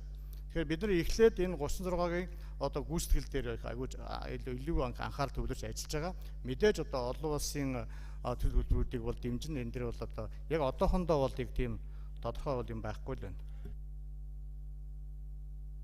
За баярлалаа. Дараагийн асуултыг ноён винод хажуу тань тавья. Тэгэхээр Монгол улсын хувьд бас нүүдлийн мал аж ахуй бол энэ хүнсний үйлдвэрлэл түүхэн эдийн доктортой байдалд бол нэлээд эрсдэл учруулдаг. За цаг агаар уламжилт энэ мал аж ахуйн бүтээгдэхүүний одоо түүхийн эдийн доктортой байдал бол хүндрэлтэй асуудлын нэг байдаг. Тэгэхээр нэгдсэн үндэсний байгууллага FAO ер нь яг энэ хүнсний доктортой үйлдвэрлэл хангамжийн асуудлыг шийдвэрлэх хүрээнд асуудлыг хэрхэн харж байгаа талаар туршлагатай хаваалцахгүй юу?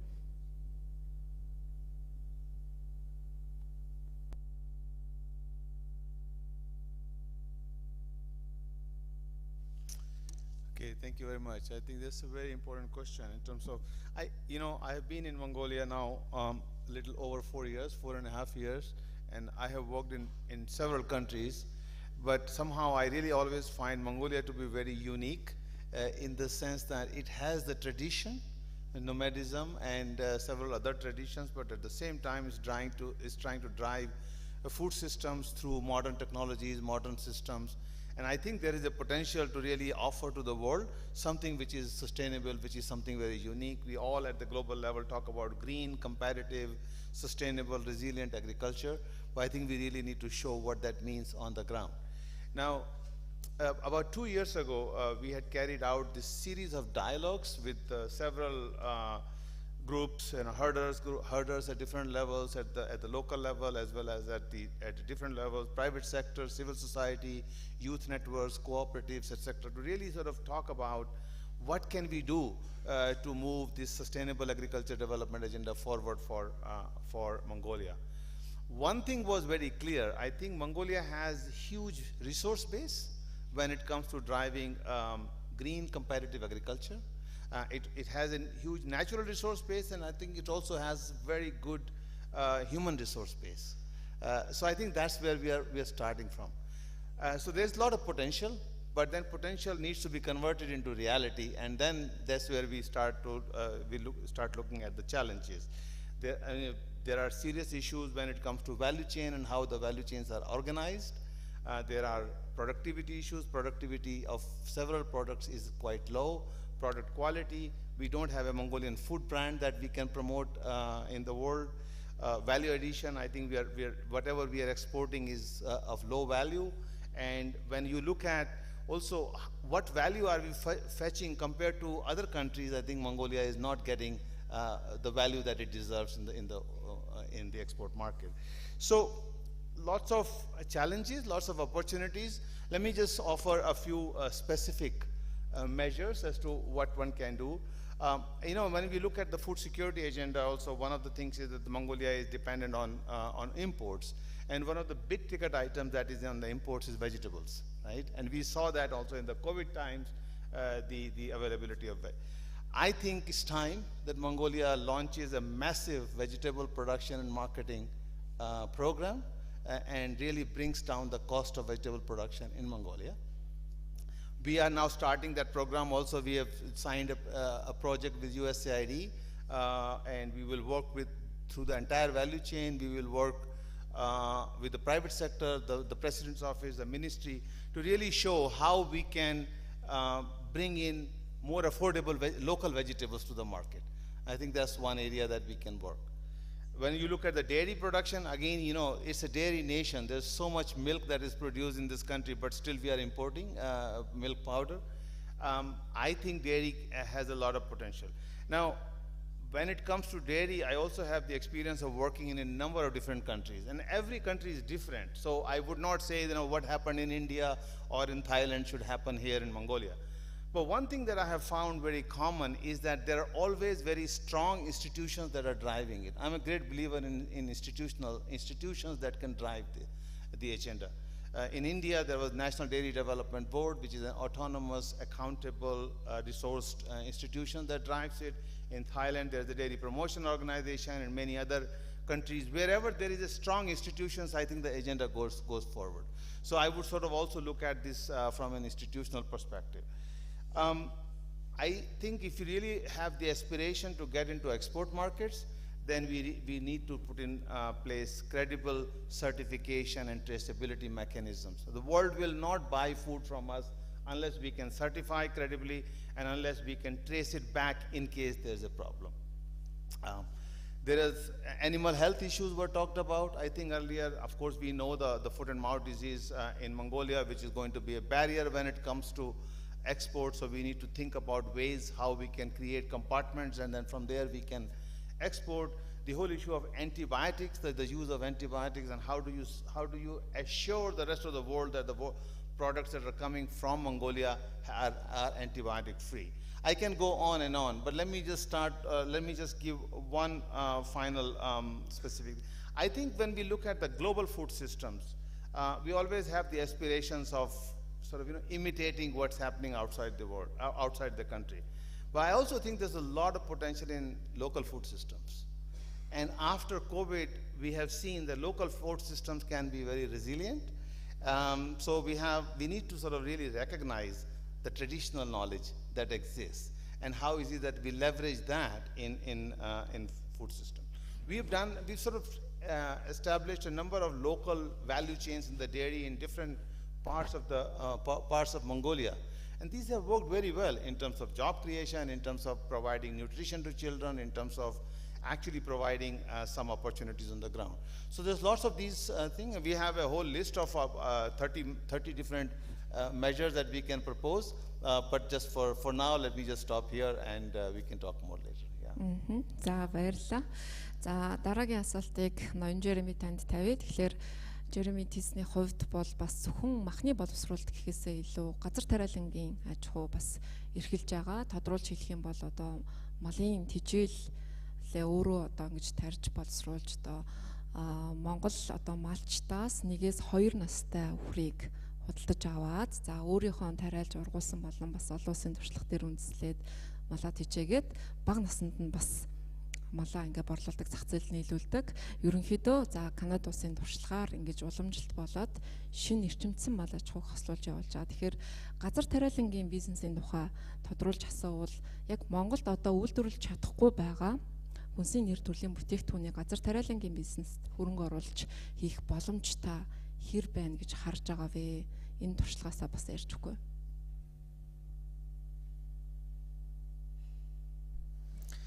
За баярлалаа. За энэ талаар миний бодлоор маш их том боломж байна. Одоо нэг газар тариалны компаниуд голзуу бүгд биш, тэгтээ голзуу тэдний тарианы талбай 50%-ийг тариад 50%-ийг уран шийдэг. Тэгэхээр тэр нэг 50%-ийн нэг уран шийж яхад нь юу ч хийхгүй байна. Тэрийг одоо юу яах хэрэгтэй гэж би бодож байгаа.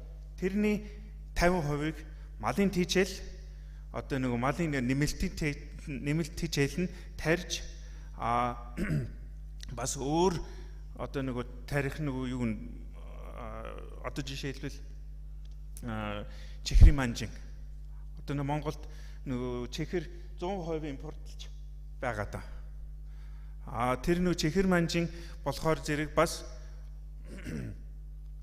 тарьж тариачид бас дахиад өөр нэг төрлийн зах зээл бий болгож байгаа. Ганцхан Улаанбаатар биш. Одоо энэ нэг бас өөр төрлийн нэг юм бас борлуулах чадвар байгаа. Дээр нь бид тэрийг нэг юу элсэн чихэр үйлдвэрлээд тэрийг нэг дотоод зах зээл рүү нийлүүлж боломжтой. Дээр нь тэр нэг шаарнууд малын тэжээл маш их шимтгэлтэй байгаа. Тийм учраас ийм олон талаар сайн бодоод энэ нэг газар тариалны хөд аж ахуйн салбар миний бодлоор үнэхээр маш их том боломж байгаа. Одоо дөнгөж юмнууд нь эхэлж байгаа. Гэхдээ энийг суурин зүү тавих хэрэгтэй байна. Зүүр эхлэл ингэж хөтлөх юм болвол бүр амжилттай богино хугацаанд одоо бас амжилттай байгаа байх гэж би бодож байгаа. Одоо нэг монголчууд ингэж ярьж байгаа. Мянган сонсноос нэг үтсэн дээр. Тэрнтэй адилан их сайн жишг ферм аж ахуйд байгуулад тэрэнд нэг сургал маягаар болгоод хүмүүс тэрийг харахад монголчууд тэрийг маш хурдан даруун богино хугацаанд ашиглаад маш зөв босон байгуулах чадна. Гэхдээ энэ салбарыг хүмүүс бас хамтарч ажиллах сурах хэрэгтэй байна. Тэр нь одоо яг өнөөдрийн байдлаар жоохон хэцүү байна. Гэхдээ цаашдаа явах юм бол уг нь энийг яг бизнесний талаар сурах байх гэж би бодож байгаа. Одоо сурч байгаа. Сая би нөгөө Канадад яваад ирээд Канадад байхад нөгөө юу бургер шараад тэгээд тэр бургерний мах идэл за одоо хурдан Монгол буцах хэрэгтэй байна. Монгол үхрийн мах хамаагүй илүү амттай, хамаагүй илүү нөгөө хэрэгтэй байна. Тэрийг одоо нэг Монголны нэг онцлог байна. Тэрийг бид нэр ашиглаад дэлхийн зах зээл рүү одоо нийлүүлэх боломж байна. Тэгэхдээ энийг нэг амжилт хүрэхин тулд бүх салбарууд, бүх хүмүүс хамтарч ажиллах маш хурдан богино хугацаанд амжилт хүрэх боломжтой байна гэж би бодож байгаа. Баярлалаа. Тэгэхээр Монгол үхрийн мах маш амттай гэдгийг онцолж хэлсэн танд бас баярлалаа. Тэгээд өнөөдөр бас Монголд зочилж ирсэн хөрөнгө оруулагч, гадаадын хөрөнгө оруулагчид маань бас Монгол махыг амтархан идэж бас одоо тантай санал нэг байна гэдэгт бол найдаж байна. За тэгэхээр би танаас бас яг саяны экспорттой холбогдуулаад арай жоохон тодруулаад асууя. Sanadu Uruzarbak компани бол үргэлжлүүлээд бас одоо бол зөвхөн дотоодын зах зээлд нийлүүлж байгаа шүү дээ. Үргэлжлүүлээд за Кыргыз руу, Казахстан руу, Бүгд найрамдах Хятад ард улс руу, Оросын холбооны улс руу бас экспортын маш том боломж байна гэж та хэлж байгаа. Яг энийг бодит ажил болгохын тулд тухайлбал танай компанид яг тулгамдж байгаа асуудал яг юу байгаа вэ? За одоо энэ ер нь одоо эд хөрөнгийн тал дээр нэлээд асуудалтай байна. Зах зээл ер нь одоо Кыргызстан, Узбекистаны нэг хүмүүс маш их сонирхож байгаа.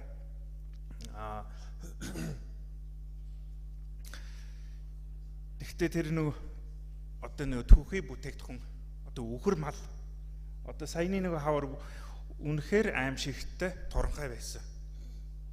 Үнэхээр хэцүү. Тэгэхээр чин тэрийг давах хэрэгтэй байна. Одоо шинэ одоо энэ бизнес, энэ экспорт зах зээл рүү орох юм бол тасралтгүй нийлүүлэх хэрэгтэй байна. Одоо яг өнөөдрийн байдлаар ер нь одоо намар одоо 8 сараас 12 сар хүртэл ер нь одоо малны няталгаа явж тэгээд тэр богино хугацаанд одоо юуны махны экспорт боломжтой гарч байгаа. Тэрний одоо махны нөөцлөд хөлдөх яг одоо экспортны зах зээл тийм мах нэг сонирхолтой байхгүй. Тийм учраас банк шин мах гарах. Одоо тийм учраас энэ перм аж ахуйд ингэж хөгжүүлээд банк одоо шин мах одоо зах зээл рүү экспортны зах зээл рүү нийлүүлэх боломжтой. Хоёрдугаар нь одоо перм дээр эрүүл мэндийн тал дээр хамаагүй илүү амархан анхаарч харж боломжтой байна. За баярлалаа. Тэгэхээр үргэлжлүүлээд яг экспортын боломжийн талаар болор гүйцэтгэх захирлаас асуумаар байна. За тэгэхээр миний ойлгожоор Tesla компани бол Монголд бас энэ хүнсний үйлдвэрлэлийн чиглэлээр хамгийн туршлагатай компаниудын нэг. Тэгэхээр Бүгд найрамдах Хятад ард улс руу хатаасан сүүн бүтээгдэхүүн арц бол одоо Tesla-гийн хувьд экспортлж байгаа. За үргэлжлүүлээд бас бусад төрлийн хүнсний бүтээгдэхүүнээ экспортлох ийм одоо зах зээлийн судалгаануудыг хийж байгаа. Тодруулж хэлэх юм бол одоо Монгол заримгийг Бүгд найрамдах Хятад ард улс руу бас экспортлохоор төлөвлөж байгаа гэдэг ийм мэдээлэл авсан. Энэ туршлагаа та бүхэн хуваалцахгүй юу? Ер нь экспортын ямар боломж байна вэ? За баярлалаа. За экспортыг нэг талаасаа хүнсний салбарын өөрөө бас хэцүү зүйл гэх юм уу те ер нь бол тэгж харах үнцэг байгаад идэг.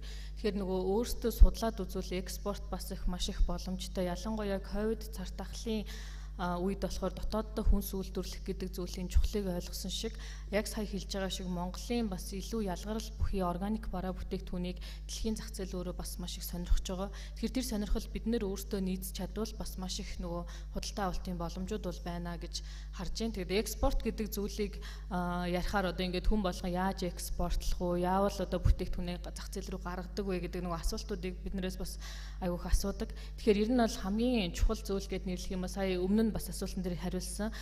Өөрсдийнхөө үйлдвэрлэсэн бүтээгдэхүүнийг бусдад одоо хэдүүлээ шахахаас илүү тэр хүн юу хүсэж ийн гэдэг дээр бид хөгжүүлэлт хийж судлах хэрэгтэй. Энэ дээр одоо жишээ нь бид бас зөв аардсан ундааг одоо зөвхөн монголчууд уудагаа, илүү эсэглэн аардсны ундааг ингээд монголчууд таашаадгаа гэдэг нэг ойлголттой байсан бол одоо хятадын өмнөд хэсгээр их юм илүү монгол хэрэглээ бас өндөртэй байдаг хэсгээр зөв аардсны ундааг маш их сонирхож уудаг. Тэгвэл манай импортод гардаг зөв аардсны ундааны найрлага нь арай ялгаатай. Одоо магадгүй Монголд зарагдаж байгаа маань илүү эсэглэн суурь өндөртэй байгаад тэрэнд монголчууд илүү дуртай байдаг бол магадгүй хятадын зах зээл рүү гарч байгаа маань илүү сүүлэг суурьтай буюу чихэрлэг амттай байдаг. Тэр яг л энэ байдлаар нөгөө бид заавал өөрийнхөө хөгжүүлсэн гэхээс илүүтэй тухайн зах зээл юу хүсэж ийн гэдэг дээр брендингийн хувьд ч тэр бараа бүтээгдэхүүнийхээ амт чанарын хувьд ч тэр өөрчлөлт хийх хэрэгтэй байна гэдэг зүйлийг бас харж байгаа.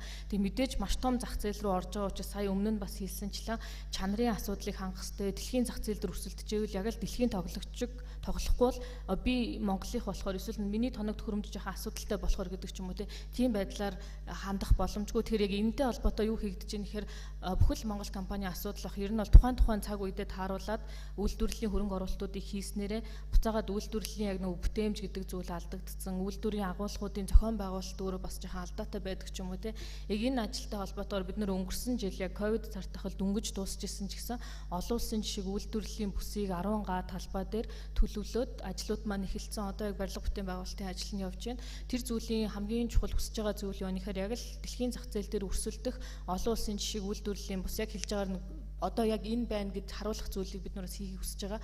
Тэр энэ дээр одоо яг л Туркийн Хятадын нэлээд сайн экспертүүдтэй ажиллаж байна. Үйлдвэрлэл гэдэг зүйлийг ямар үйлдвэрлэлийн байр байшингийн зохион байгуулалттай байхаараа хамгийн бүтээмж өндөртэй байдгийг яагаад үйлдвэрийг бид автоматжуулах хэвтэй. Автоматжуулалтын асуудлыг аюул олон жил ярьж байгаа. Гэхдээ бас л энэ өөрөө нөгөө маш том асуудал буюу ингээ гадны үйлдвэрүүдээр зочлоход тэр үйлдвэрээс бид нэр хүн хайгаад олддоггүй. Тэгэхэд Монголын үйлдвэрүүдээр орвол бас хүмүүс маш их зогсож байгаа. Энэ нэг нь одоо хин нэгний ажлын байрыг багасгах гэдэг гэхээс илүүтэй нөгөө талдаа бүтээмжийг өсгөх Монгол шиг цөөхөн хүн амтай хүмүүс илүү биеэрээ хийдэг биш оюунаараа хийдэг ажил хийгээсээ тэр цаг хугацааг нь бид нэр дэмжиж өгөх юмсан гэдэг зорилгоор одоо шинэ үйлдвэрийн тоног төхөөрөмжүүд маань 100% бүрэн автомат тоног төхөөрөмжүүд бид нар хөрөнгө оруулалтуудыг хийж байгаа. Тэгэхээр энэ зүйлүүд дээр мэдээж анхаарах хэрэгтэй юм байна. За тэрнээс гадна мэдээж үнийн өрсөлдөөн Монгол өөрөө үйлдвэрлэгч улс биш учраас бид сав баглаа бодлоо гадны зах зээлээс авдаг. Бид нэмэлт түүхийд материалуудыг гадны зах зээлээс авдаг. Тэгэхээр ер нь бол үнээр өрсөлдөнө гэдэг бол өөрөө бас нэлээд төвөгтэй. Тэгэхээр нэлээд ялгарл бүхий бүтээгдэхүүнийг гаргаж иж Монголын зах зээлийг бус дэлхийн зах зээл хүлээж авах юм байна гэдэг зүйлийг аягүй сайн ойлгох хэрэгтэй юм шиг санагддаг. За тэрний дараагаар мэдээж энэ лабораторийн асуудал, лабораторийн төсөл бас бид одоо өөртөө бас судлаад явж байгаа. Лаборатори дээр яаж ийм ихээр Монголд зам уул уурхайн экспорт сайн байдаг учраас уул уурхайн чиглэлийн нарийн шинжилгээний лабораториуд бол харьцангуй хөгжсөн байдаг. Яг хүнсний чиглэлийн лабораториуд дээр бас яг нөгөө наривчсан үзүүлэлтүүдийг гаргах боломжтой лаборатори маш хомс. Тэгэхээр одоо нөгөө олон улсын зах зээл рүү бид нар бараа бүтээгдэхүүнээ хүлээн зөвшөөрүүлэхийн тулд маш их хэмжээний лабораториуд руу бүтээгдэхүүнээ явуулдаг. Тэр хэмжээгээр нөгөө шинжилгээний зардал гэдэг валютын урсгал бас гадагшаага маш их явдаг тий. Тэр эдгээр зүйлсүүдээр хөрөнгө оруулалт хийх хэрэгтэй байна. Мэдээж сая эхэлж ярьсан нөгөө гарал үүслийн асуудал, блокчейн дээр суурилсан гарал үүслийн ил тод байдал гэдэг зүйлүүд дээр хөрөнгө оруулалт хийх хэрэгтэй байна гэдэг ч юм уу тий. Мэдээж дахиад нэмж хэлэх хэрэгтэй юм татварын орчин. Татварын орчин сая хүнсний явсгал хийгдэж байгаагаар нэлээдгүй дотоодын татварын орчин дээр таатай байдлууд үүсгээр судлагдж байгаа юм байлээ. Тэрнээс гадны зах зээл дээр очихоор бас өрсөлдөөн нэлээд төвөгтэй байдаг. Одоо хятадын зах зээл рүү орохын тулд нөөт, гайл хоёроо нэмэгдэл 30% бид нэр төгтөг шүү дээ. Тэгэхээр тийм нөгөө нэмэлт үнэтэйгээр очиж өрсөлдөнө гэдэг нь бол өөрөө бас хэцүү байдаг. Тэгэхээр эдгээр зүйлсүүдээр мэдээж олон улсын түвшний хамтралууд нэмэгдснээр одоо үр дүн маань илүү сайжрах бах. Экспортын дээр нэг ийм зүйлсүүд байна. Танайсаа хэлснээр хөлдөөсөн бүтээгдэхүүнийг бид одоо яг Icemark буюу одоо заримгийн үйлдвэрлэл маань нэг Teso Group-ийн ууган үйлдвэр 20 жилийн түүхтэй үйлдвэрлэл бид нар ч гэсэн заримгаа экспортод гаргахыг хүсэжсэнээс биш яг бодит ажил болно гэж итгэж байгаагүй. Ягаад тэгэхээр ер нь бол нөгөө хятадын зах зээл дээр Оросын заримгийн бүтээгдэхүүнүүд бас нэлээд түгээмэл байдаг. Тэгэхээр харин сая магадгүй дайны нөхцөл байдал, ковидын нөхцөл байдал гээд Монгол заримгийг сонирхох нөхцөл байдал бас нэлээд сайн үүслээ.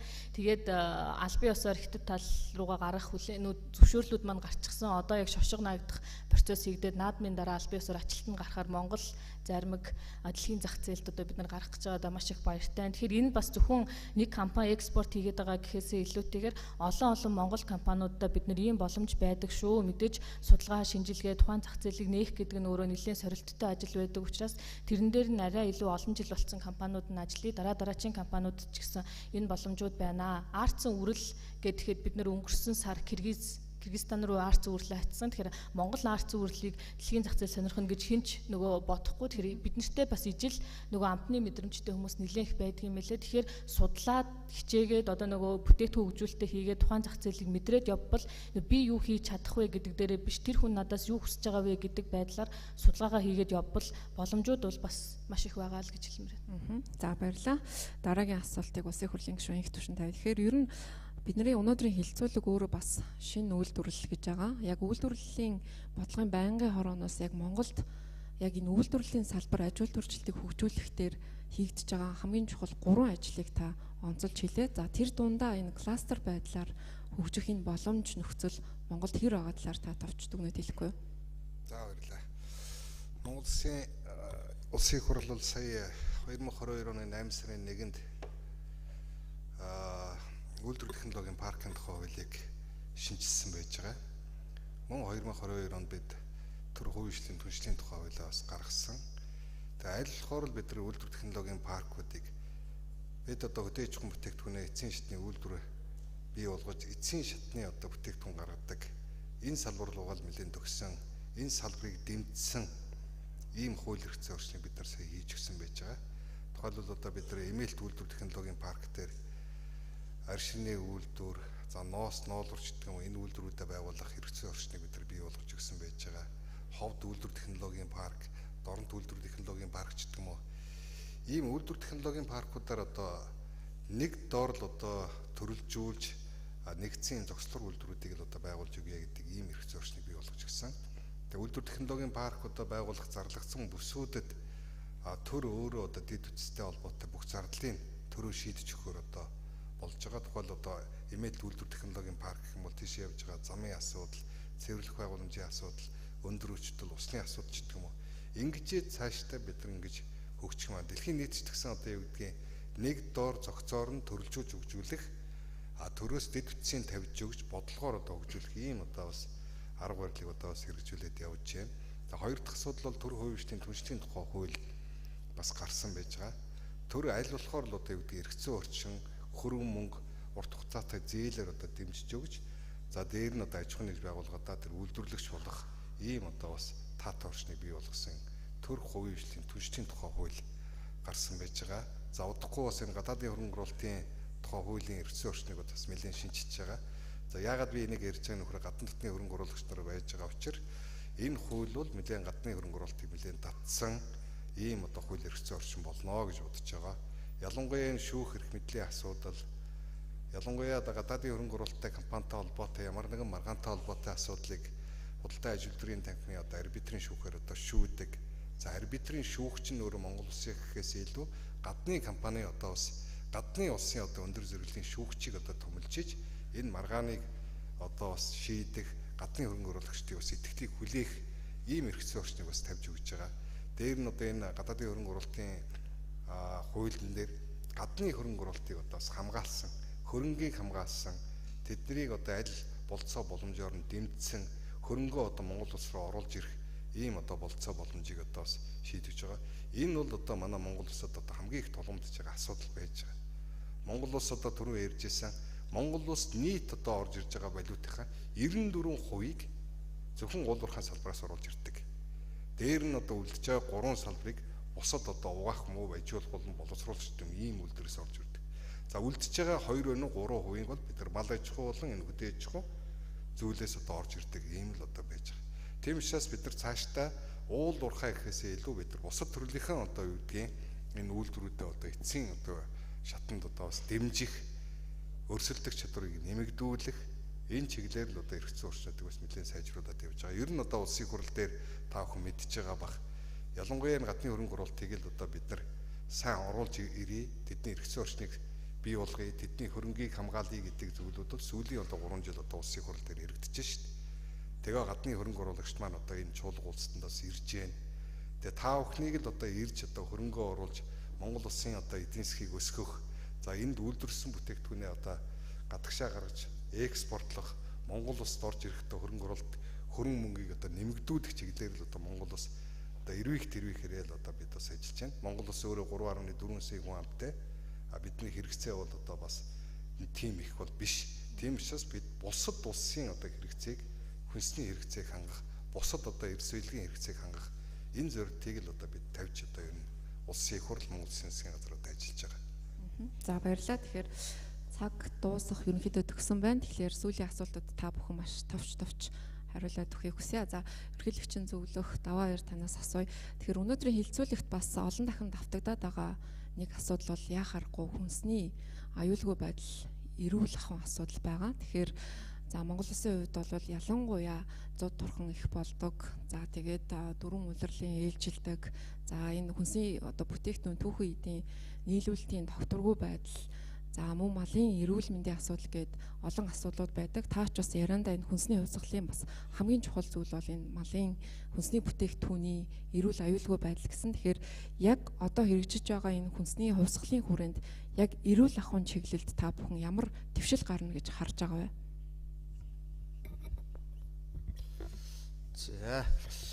За бид түрүүн яриандаа хэлсэн хүнсний нэгдүгээр бол хүнсний хангамж, хоёрдугаар бол хүнсний аюулгүй байдал гэдэг бол одоо маш чухал асуудал.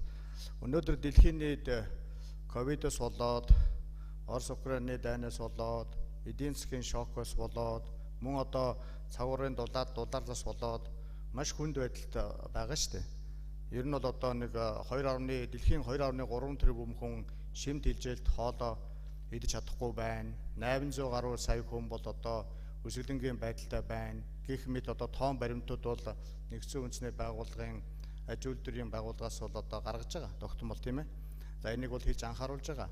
За Монгол улсад одоохондоо ийм нөхцөл байдал үүсэж байгаа ч гэсэн Монгол улсын нийт газар нутгийн 77% цөлжсөн учраас Монгол улсын ерөнхийлөгч тэр мод үндэсний хөдөлгөөнийг албан ёсоор зарлаж эхлүүлсэн. Тэгэхээр одоо тэр мод үндэсний хөдөлгөөн, хүнсний хангамж аюулгүй байдал, эрүүл Монгол хүн гэдэг энэ гурван хөдөлгөөн бол гурвууландаа хоорондоо салшгүй холбоотой.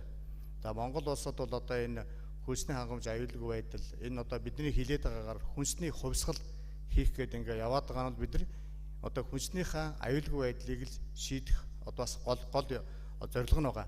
Тэгээ энийг шийдэхин тулд улсын хурлын 36 дахь тогтоолыг төрийн төр захиргааны 35 байгууллага хамтарч хэрэгжүүлнэ. Энэ хамтарч хэрэгжүүлэх чиг үүргийг 114 ажил болгоод бүх байгууллагуудаар хуваагаад өгсөн байгаа. Энэ эрүүл аюулгүй байдлыг хангах энэ заалтуудаар нь хүнсний хангамжийг хангах заалтуудаар нь. Тэгэхээр энэ дээр бол одоо мэдээж одоо эдийн шинжилгээний хүрээлэн байгуулах бас юм томоохон ажил байгаа. Дээр нь стандартад хэмжиж зүүн одоо шаардлагуудыг шинжилэн тогтоох юм бас одоо зүйл заалт явж байгаа. Тэгэхээр одоо яг нэг хэлэхэд та бүхэнд хэлэхэд бол өнөөдөр сая бид нэр 2 дугаар зөвлөлдөх уулзалтан дээр ярьсан нэг одоо асуудал нь бол манай хууль эрх зүйн орчны шинжилэл жоохон удаа яваад байгаа. Ер нь бол 22 оны намрын чуулган 2023 оны хаврын чуулганаар хүнс үдээ аж ахуйн салбарын эрх зүйн орчин шинжлэгдэж бүрэн дуусах ийм төлөвлөгөөтэй явж исэн боловч одоо яаралтай хуулиуд орж ирээд бас одоо энэ хойшлогдсон намрын чуулган руу ингээд ухарсан явж байгаа. Яг энэ одоо хуулийн заалтууд нь ингээд ороод хууль эрх зүйн орчин бүрэн шинжлэгдэх юм бол энэ одоо хүнсний эрүүлгүй байдал одоо энэ тавих хяналт дээр бол их сайжирнаа. Хил гайлын хяналт мөн хабууд гээд лаборатори байгаа. Тэгээд энэ одоо олон одоо томоохон аж ахуйн нэгжүүд, үндэсний аж ахуйн нэгжүүд байна. Бүгдээрээ дэрэгдээ бас лабораторитой. Тэгэхээр одоо энэ хяналт шинжилгээ ямиг бол нэгдсэн зохион байгуулалтанд орж сайжруулалт тал дээр бол төрөөс бодлогын ажлуудыг зохион байгуулж байгаа. Маш олон ажил зохион байгуулж байгаа. За баярлалаа. Тэгээ дараагийн асуултыг ноён Винод ахуйжаа танд тавья. Тэгэхээр энэ хилцүүлгээр бас хөндөгдөхгүй өнгөрч болохгүй чухал асуудал бол яхаарахгүй одоо хүнсний хог хаягдлын асуудал байгаа. За дэлхийн улс орнууд бол энэ хүнсний хог хаягдал дээр онцгойлон анхаарч арга хэмжээнүүд авч байна. Тэгэхээр Монгол улсын хувьд бас энэ хүнсний хог хаягдал дээр ямар арга хэмжээнүүд авах ёстой гэж та дүгнэж байгаа вэ? Маш товч хариулахгүй юу?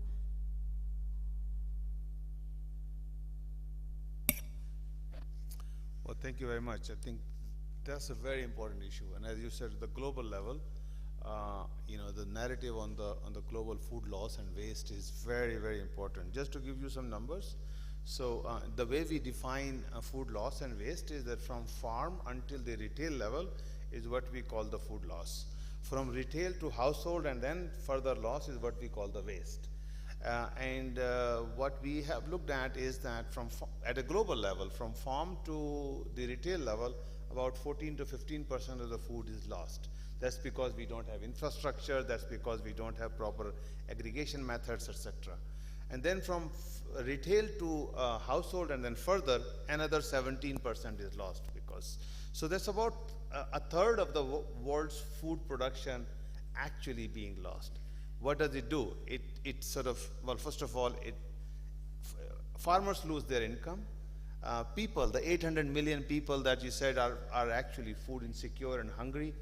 Our estimates are that if we could save this food, there will be no hunger in this world. In fact, we can feed more than 800 million people with this world. The greenhouse gas emissions, 10 to 12% of the greenhouse gas emissions come from here. So this is a huge, huge loss and a wasted opportunity. What do we do about it? Now that's again depends upon where we are talking about, where we are and which country are we talking about. I think in Mongolia, first thing is that we don't have enough information, enough data on how much food is being lost and how much food is being wasted and where it's being lost and where it's being wasted. We need to collect more evidence. And I know, for example, in some of the countries, India, again, China, Philippines, Japan, they have very good surveys to identify how the food chain is and where the food is being lost and or wasted and how we can address that. Unless you have that information, it's very difficult to really sort of, propose something very specific. A lot of the measures will come in terms of the investments. So maybe we need to investment in storage facilities, we need to invest in cold chain, we need to invest in many other activities, and also need to educate the people, right from school until the adults, the importance of not wasting food. China, for example, I think last month or a couple of months ago, they actually passed a law on anti-food waste law, where they can penalize some of the event organizers. If too much food is wasted, then they can actually get taxed on that. Japan has different kinds of legislation. So I think we need to work on those to bring also in Mongolia. But I would also say that when it comes to public education and public campaign, we don't necessarily have to wait for the data. I think public campaigning we can already do. Public education we can already start, and we have done this in the past and we are doing it more. But if this can also come from the leaders about the importance of not wasting food, then I think it can really take on. So extremely important area. Thank you. За баярлалаа. Цаг дуусахад ерөөсөө 1 минут үлдсэн байна. Тэгэхээр би 2 хувийн хвшлийн төлөөллөөсөө ерөөсөө ганцхан өгүүлбэрээр хариулаач гэж хүсмээр байна. Яг одоо өнөөдөр хөдөө аж ахуй хүнсний үйлдвэрлэлийн салбарт хөрөнгө оруулахаар төлөвлөж байгаа. Гадаад дотоодын хөрөнгө оруулагч та бүхэн нэг үн цэнтэй зөвлөгөөгөө өгөхгүй юу?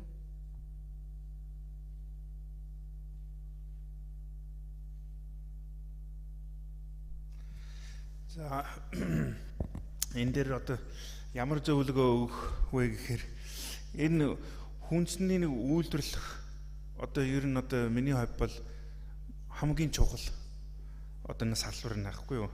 Яагаад тэгэхээр зэрэг энэ салбарыг одоо хүмүүс нэг хүнс тижэл бэлтэж байгаа нэг салбар нь. Тийм учраас энэ аюулгүй байдал бидэд маш анхаарал тавих хэрэгтэй байна.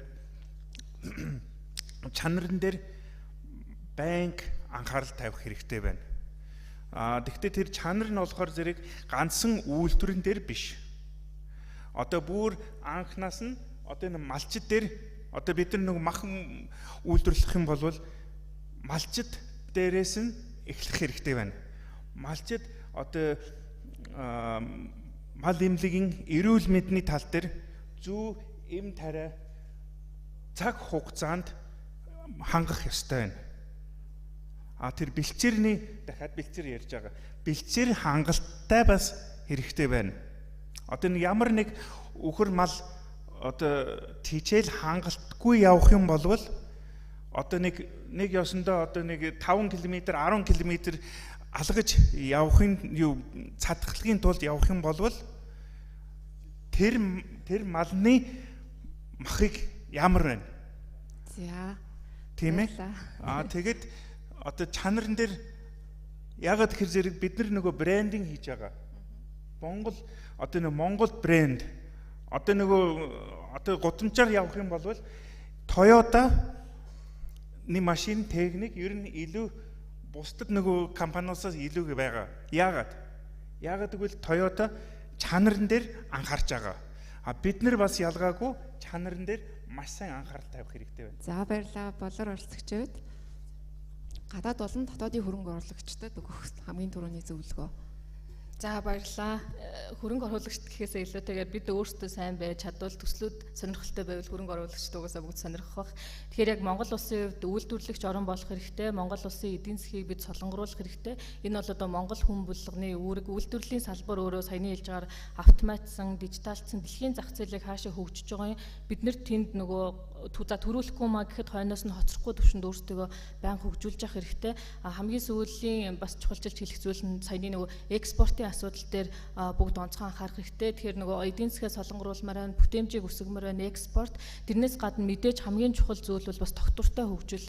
Яагаад тэгэхээр бид нөгөө байгаль орчинд ганцаараа оршин тогтнодгүй гэдгийг сүүлийн жилүүдэд маш сайн ойлголоо. Тэгэхээр нөгөө хүнсний салбар бизнес өөрөө тэр чигтээ бизнесийн чейн нь буюу бизнесийн экосистем нь өөрөө тогтвортой хөгжлийг эрхмэлдэг тогтвортой хөгжил дээр суурилсан бизнесүүд байдаг учраас энэ өөрөө нөгөө ирээдүйд чиглэсэн урт хугацааны тасралтгүй оршин тогтнох бизнес байдаг юм аа. Тэгэхээр бидний хувьд ч гэсэн хүн байгальд сөрөг нөлөөлөл үзүүлэх бизнесүүд рүү хөрөнгө оруулалт хийдэггүй. Тэгэхээр ийм урт хугацааны тогтвортой бизнесүүдийг сонирхох нь бас нөгөө ирээдүйн хөгжил байхаа гэж харж байна. За баярлалаа. Тэгэхээр та бүхэн бас чуулганд оролцогч сонирхолж хэлэхэд манай улсын хөдөө аж ахуйн гаралтай бүтээгдэхүүний экспорт хүнсний бус бүтээгдэхүүн 95% эзэлж байгаа ба хөвчлэн органик бүтээгдэхүүний зах зээлийн хэрэглээ өндөртэй Европын холбоо, Америкийн нэгдсэн улс, Япон, Солонгос зэрэг улсад экспортлж байна бүтээгдэхүүнээ. За хэрэв бид мал аж ахуй, газар тариалангийн үйлдвэрлэлийн хүнсний бус түүхийд бүтээгдэхүүний органик болох баталгаажуулалт олон улсын зах зээлд нийлүүлвэл экспортын орлого 1.5-аас 2 дахин нэмэгдэх боломжтой байгааг хүнс хөдөө аж ахуйн яамнаас хийсэн байна. За Монгол улс бол 71 сая толгоомалтай 260 мянган гаруй одоо га атар газар 110 мянган гаруй га хадлагын талбайтай.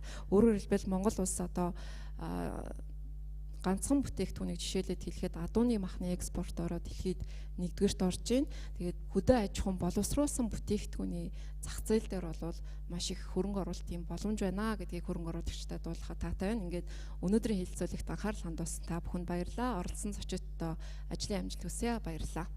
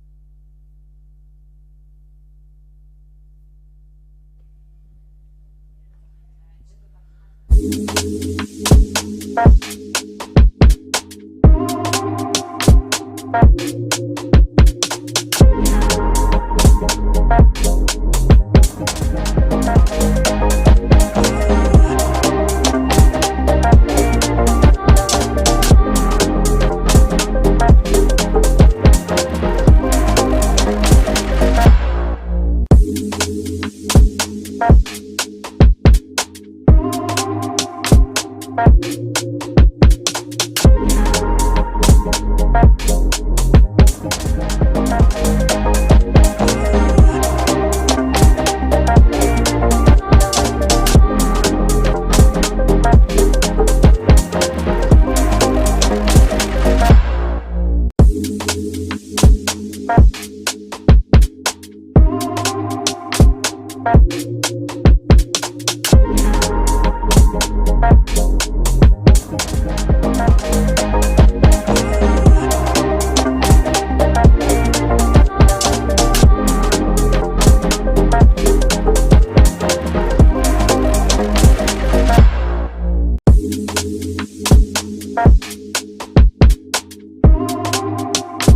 you.